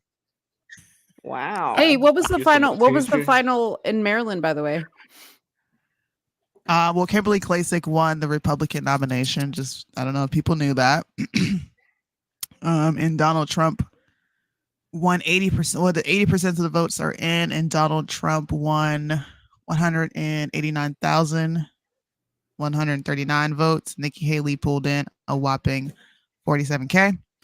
And of course, Biden won. She won't drop out. So that dropout was fake at first? What dropout? I think that was a formal, like I'm dropping out, I have no chance. But she did not endorse Trump, which means her voters are still going to vote for Trump. Now, I think this, I'm going to show you the numbers. I think this puts that ridiculous narrative to bed that Trump needs Nikki Haley voters. I thought that was really stupid that people were saying that to begin with. And then she gonna sit up and say, what he got to do to get her vote? Work hard or do something better or something to get her vote or endorsement, some shit like that. Yeah, she said he needed to work for it. Girl, fuck you and your vote. How about that? So she got 20% of the vote. Okay. 20%. She didn't even put a dent in anything. And she hasn't put a dent in anything. Nikki Haley lost every single primary except for one. I think it was. She won one. She barely won Vermont. And DC don't count. She just drop out. But the more exciting story is how the hell did Kimberly Klacik win? How? She's not even been campaigning. I've seen nothing from her. I'm really asking. Don't give me that look. Don't do that. Kim, I'm asking. Our line's open if you'd like to make an anonymous confession. Girl, you know how she won. You forget what her name used to be? October, September, November. One of the two. Yeah. Well, I'm going to be a good sport. All right. Congratulations to you, Kimberly Klacik. You posted this picture with your jacked up lace front. We can see the hump on your wig, ma'am. You got too much money to be walking around like this. Please fix it. Oh, you know what? I have a video of showing what she did to get the votes. Hold on one second. Do y'all think she's going to win? Do you think she's going to win, Carmen? No. In Maryland. Here's the video. This is how she got the votes. Oh, I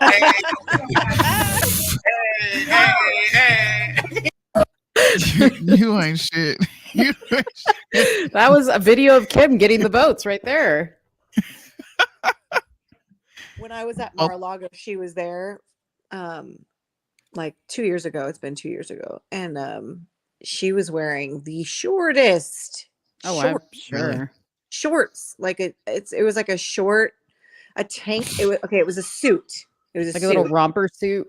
No, it was a suit. It was a 3-piece. So it was a jacket, a tank top, like a booby tank top, and very, very short shorts. And I was like, damn, girl. Well, look, I guess you can take the stripper off the pole, but what? The stripper out of her. But Ramaswamy endorsed her. Yes. Oh man. Oh come. I think she's gonna win. I'm sorry. I think she's going to win. So that's for the House of Representatives.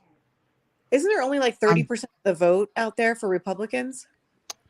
I don't know. Let me pull that up. That's a good question. She's still running in the same place she ran before? Same district? I don't think she's changed at all. Well, you think the Senate seat gonna flip? I think she's gonna win.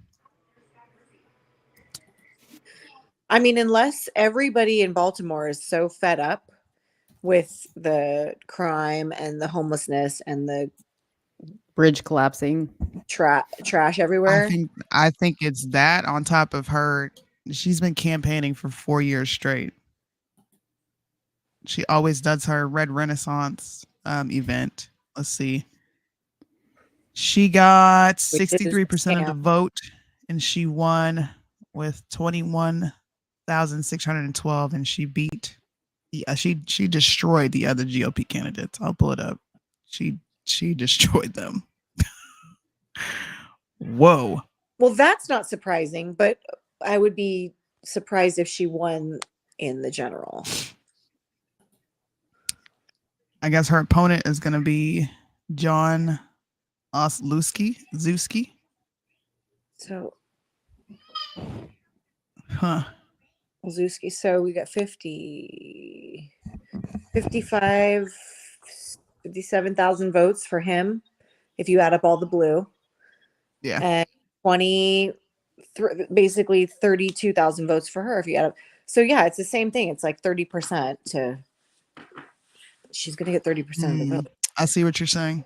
She's going to have to flip some of those other people, which is probably not likely. We'll see. This is why we get rid of Ward Cooper.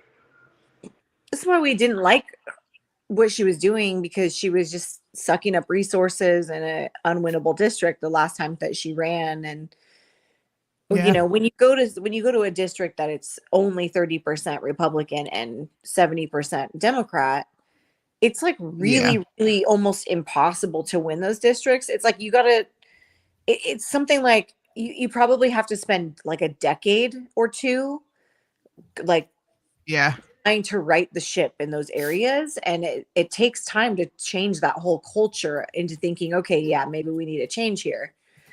So it's not going to happen overnight. So it's not like, you know, I understand some people should run and try to change the culture or whatever, but it seems she was sucking up resources. And that whole red Renaissance thing, we looked into that and investigated that. It was like, that was like a total like sham. Like she raised it and then she never did anything with it. It was weird.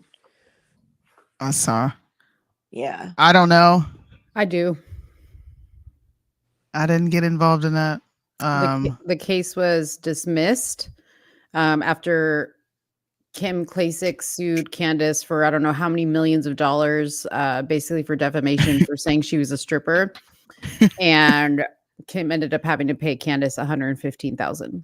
So her legal fees. Guess what? It all It's not started though, defamation if it's true. Exactly. But it all started because she decided to like pop out of the side of her neck and say, I'm not this type of black person. Mm-hmm. I'm not like Candace. Well, I think paying attention after that.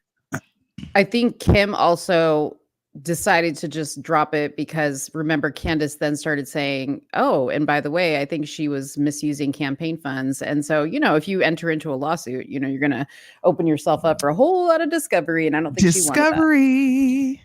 Yeah. How many people have heard about the unfortunate shooting of the airmen in the state of Florida? Has anybody heard about it? I heard about it, but I did not look at it. Did not look at it. I think I did. Okay.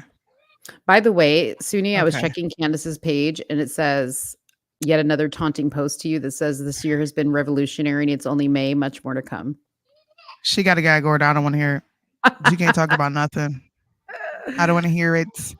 Candace got my hopes up for nothing. You have been gone damn near 2 months and you have dropped nothing. I love that you're talking about this conflict over with, you know,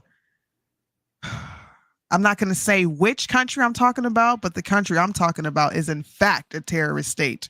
Okay. Thank you for doing that.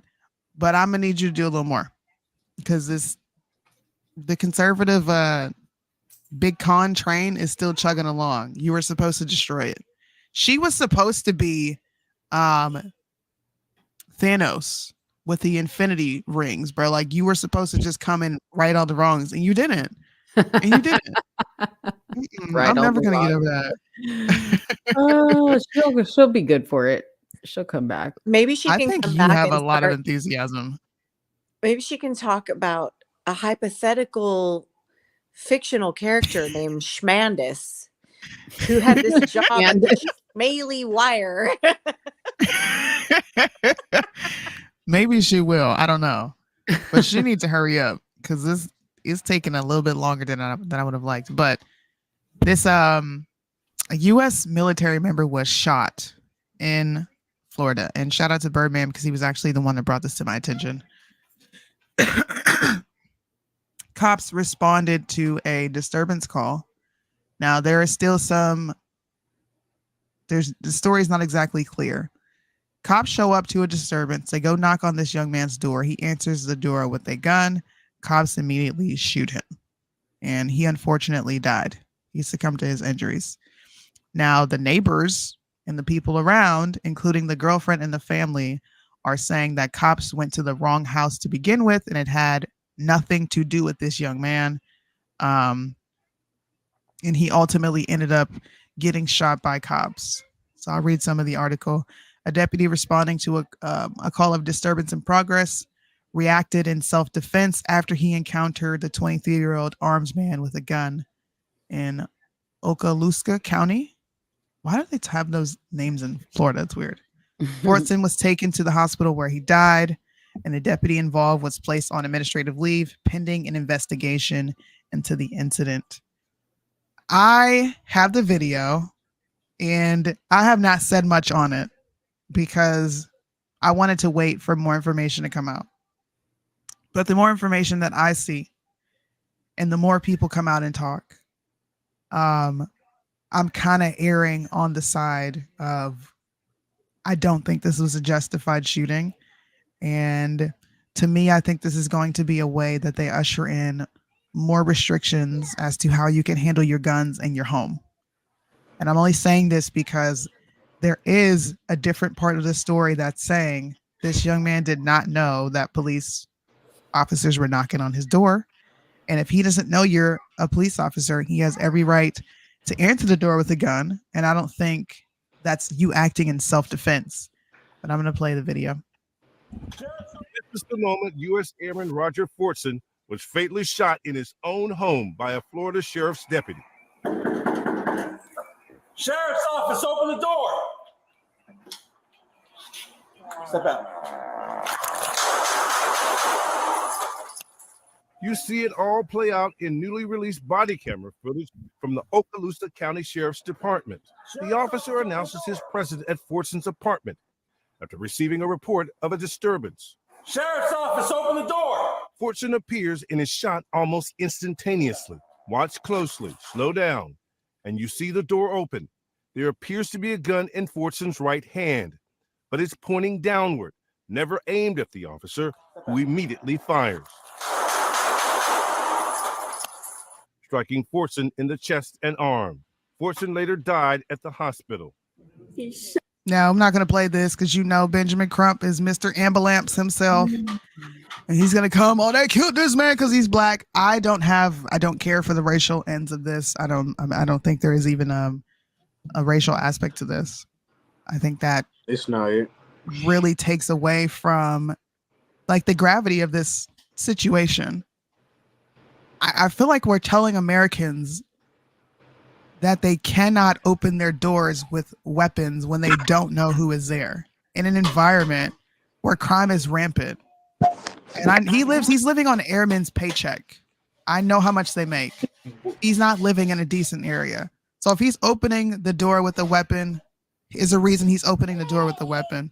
The fact that there is a discrepancy on if the officer was supposed to be there or not, if he went to the wrong door, even more so makes me question, like, is that what it was? Is going on? They went to the wrong door. This is what several sources are saying. Now, the police officers have not come out and corroborated that story, which is why I'm saying this is alleged information, and there's a bunch of different narratives going on. But here's the bigger question. Why do police officers immediately get to use the excuse of self-defense when a moment of self-defense or a moment for you needing to defend yourself did not present itself? The weapon is pointed down. His hand is pointed up. To me, that's signaling someone who was caught off guard and they're like, whoa, wait a minute. And you just killed him.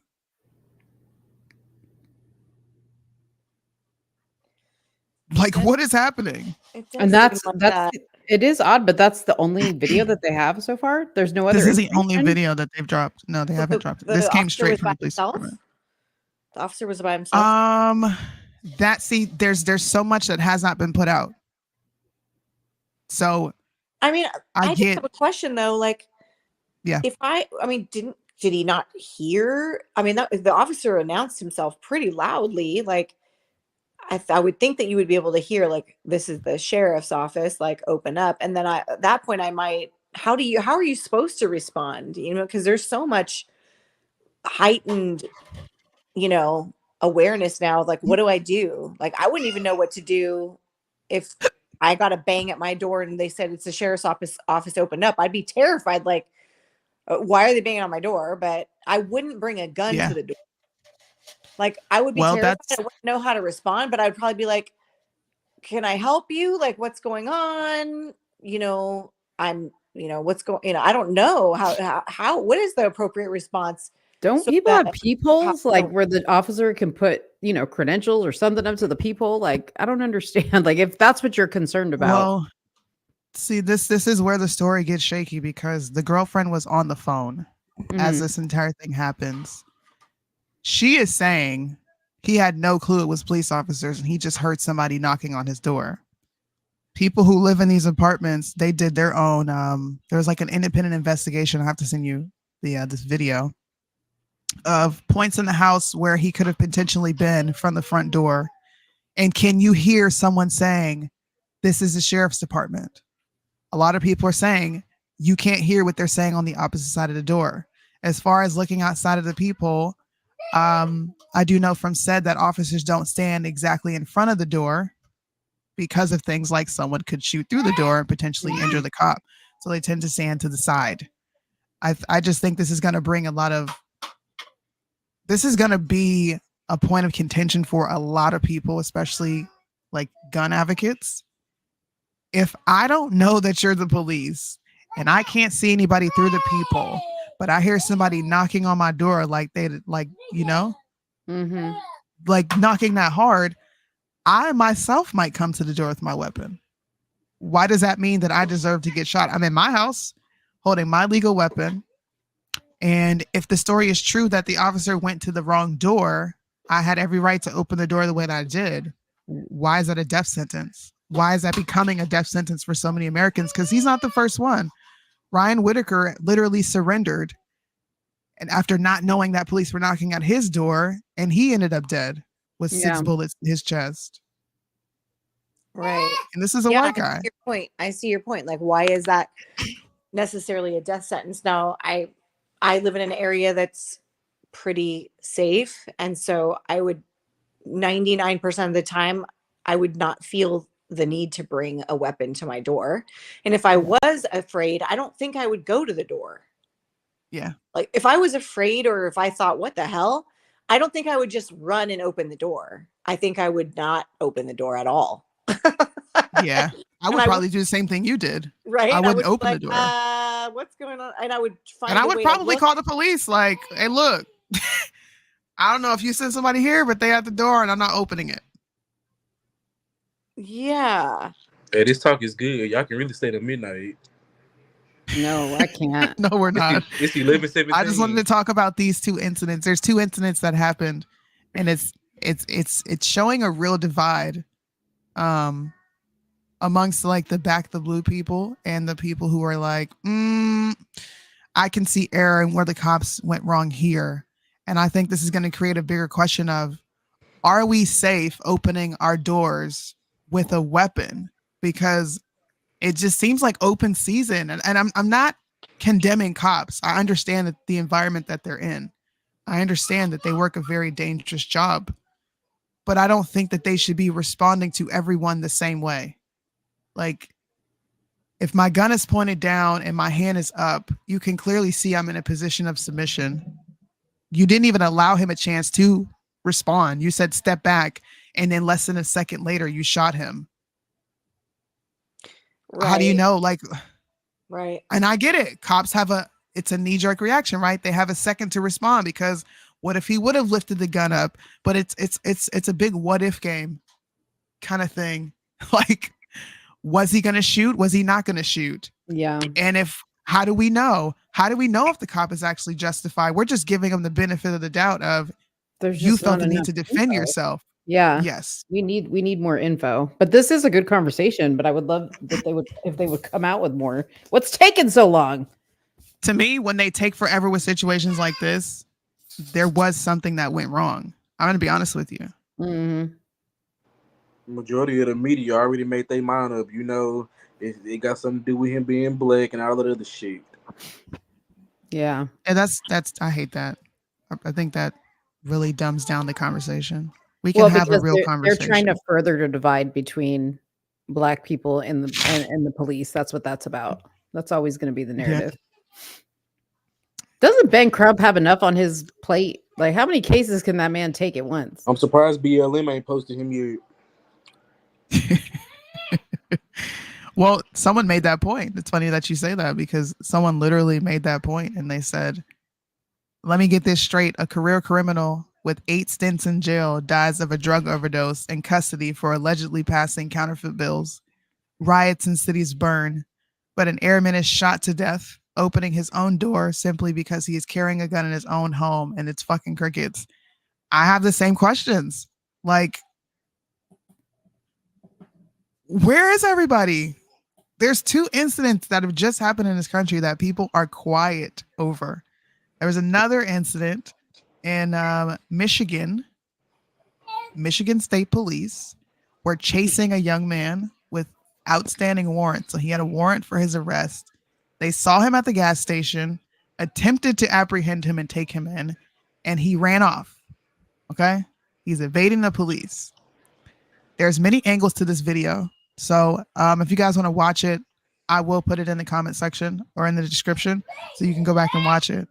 But every angle you see, and I'm sorry to say this, but you see these overweight, out of breath cops chasing after him and they're lagging behind him. Okay. They're lagging behind him. He's getting away. And then you see a unmarked police car come in out of nowhere and hit him. Okay. Hit him. And he dies. He succumbs to his injuries. What type of police work is happening? Like, see, you get to hit people that ran? Yeah. What? And then I think in some state, it was in Louisiana where some teenagers had took a car and they was driving at a full speed and the police had hit them and they rigged. I'm trying to think about what state that was in. Was it Louisiana? I don't know. I didn't even hear about that. They was going I 100, didn't even hear about that. 111. That's crazy. Yeah. But here's the other video.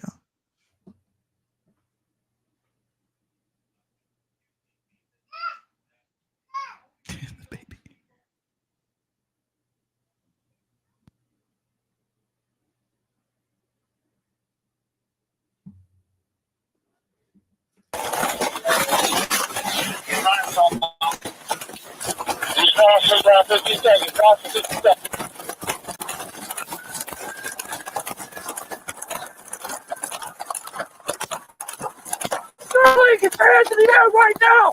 You're about to get tased! Sterling!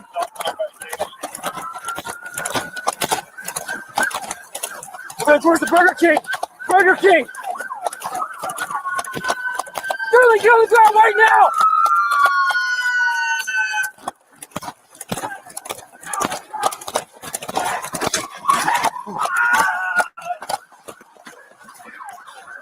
Dang. That's the, remember when I said these cops, there's 3 other cops behind him, by the way. And they like hit him and they like pinned him into the building? Yes. Dang.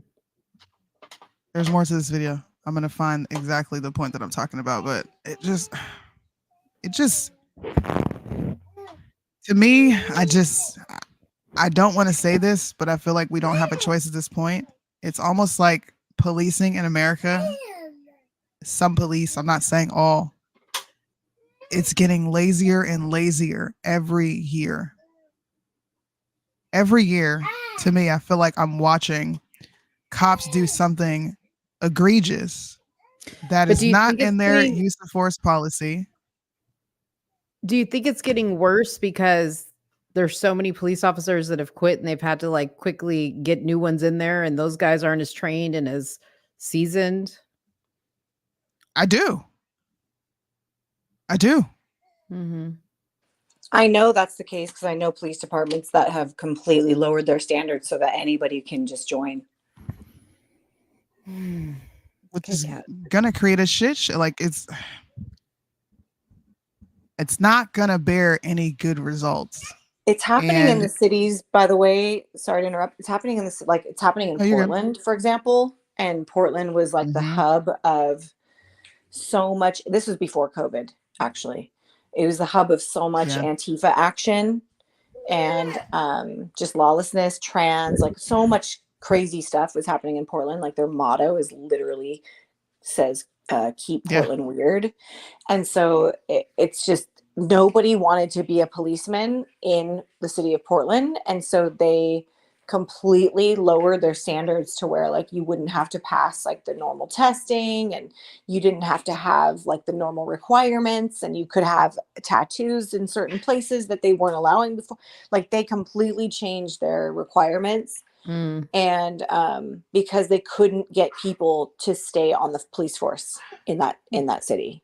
Nobody wanted to be in there because it was such a shit show, and it was dangerous for the police, and they just get completely disrespected. And there's like a bunch of problems, and obviously, and then so I think if you have like these problem cities, let's say, and then you lower the standards for police because nobody will stay in those problem cities, then you have a double problem. Now you have like degenerate citizens and retarded police. And so now what? You know? Yep. And That's they're exactly actually what's doing the going same thing on. with the military now too, sadly. They're doing the same thing with the military. They're completely lowering the standards so that people will join. Trust me, I know. You see the things that I don't have to tell I you. see walking around, bro. It's ridiculous. But we can talk while this is on. Here's the actual video of the car hitting this young man. But to me, I'm just like, where is the outrage from law enforcement that actually do their job? Where is the outrage from citizens like you and I, right? Carmen, you just acknowledge there's a problem. We have horrible cities, and we have criminals who are able to run these horrible cities and air their grievances out to the point where good cops are quitting. And we just have people that are like, back the blue, no matter who. And the people like me who are like, no, this is horrible police work. You actually need to do your fucking job. Because as far as I'm concerned, you are paid from my tax dollars. I'm not one of these people who wanted to, what was it, defund the police. I didn't call for that. So why are average citizens who want these cops around, why are we suffering, and why are we doing so in silence? Why aren't more people talking about this? This is 2 incidents within the last month. This is not even a month ago that this happened. There's no national outrage on it. Not many people are talking about this. The whole airman thing happened. That was on the news for about 2 or 3 days. And now that's kind of died down. It's just, to me, it almost seems like when cops actually do something wrong is when people get quiet and they don't want to talk about it. They don't want to talk about the problems. But Tyree Nichols, he's a case in point. They completely circumvented the hiring process in that city, and they hired a bunch of hoodlums that ultimately killed someone who was in fear of his life. What are these people to do? And why is this not a conversation? Why are so many people silent on it? I don't care if the person is black. That doesn't matter to me. Ryan Whitaker was white. And I bet you a lot of people don't even know who I'm talking about. I think part of it is most of the time they only show these videos when the person is black, right? When there's probably a lot more. And I think that that's probably what detracts people from even wanting to engage in the conversation, because the whole race thing gets in there and people are just, I know I am. I'm sick and tired. Like, it's like once somebody's got it stuck in their mind that it's a racial thing. Yeah. And they're going to make the whole conversation about that. It's exhausting. And I think that people are just willing to just be like, yeah, the cop may have messed up, but whatever, believe what you want to believe. I'm not even going to get into this conversation. And I think that's what it is. Yeah, probably. And then you have a the bunch of little cops who are- microcosms. Like, like there's some areas that have amazing police departments, and then there's some areas that have terrible police departments. So I don't think we can just blanket sweep the statement and say like all of it's bad or all of it's good or anything. Yeah. It seems like there's all these tiny microcosms that need to be addressed. And I mean, I've been to some towns where they only have one policeman for the entire region.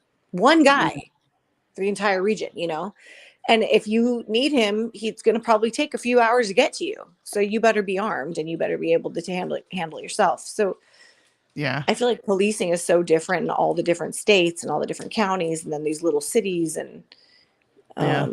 but it's definitely it's never going to be a perfect profession, but it should be better. And I agree with you, Soonie. Like this could definitely start to kick off some either legislation or more controls or whatever. I mean, didn't it used to be, and I haven't studied this, but didn't it used to be that the people were the police, right? And then we Yeah, then in we their own formed communities. police departments so we could like basically hire out a private person to handle it for us so we wouldn't have to do it. And then now here we are with police departments and stuff. And now we have like no control over our own personal security or almost no. So we're just going Almost the wrong no way. control. And They want it. yeah. It's like and once you give that up, they don't give you your freedom back. Like they don't like hand you your freedoms back or hand you bigger guns and bigger bullets. Like it's, I mean, I can Blood definitely see gonna have them to be opening up shed a for can that. of worms. And blood gonna be shedded. If that was the outcome. It will. Straight up war. It's all I know is if this story that the neighbors are telling, that the family's telling, and that the girlfriend is telling, of the cop going to the wrong door is the truth, then he better be charged with something, because what are you defending yourself against? He didn't know you were a cop. He has no clue who's knocking at his door. Excuse me. I don't like to assume that people can hear who is outside of their door, because if someone was knocking on my door and I say, who is it? I can't hear them unless I go open the side window and they say it's so-and-so. I can't hear you. You sound muffled. I also don't have a peephole. We have an intercom system where, I can let someone in, but I don't know who's there. So am I going to die for coming to my door and my house with my weapon, defending my property and my family who's inside? Because you decided to come to the wrong, door as a cop, and you have the license to execute me because you feel like your life is in danger.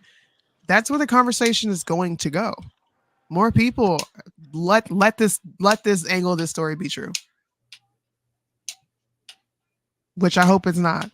Yeah, I was gonna say, because with what I was saying earlier, and then I gotta go because you guys, it's like 11:30, and you know me, I'm like way past my bedtime. Like even my TV's cool. like, fuck it. She need her rest. Yeah, I need my rest, my beauty sleep. So what I was saying was it's a sensitive subject on the race side, but on the flip side of that, it's also a sensitive subject on the law enforcement side, because they are very protective as well whenever any of them get questioned. And I do want to highlight people like Breaking Barriers, like Ryan, who does an excellent job, I think, of being like very what is it called? Biased, or is it biased? Unbiased. Unbiased. Of when he's looking at these things, and he's not afraid to make videos and say like, hey, this could have been done better.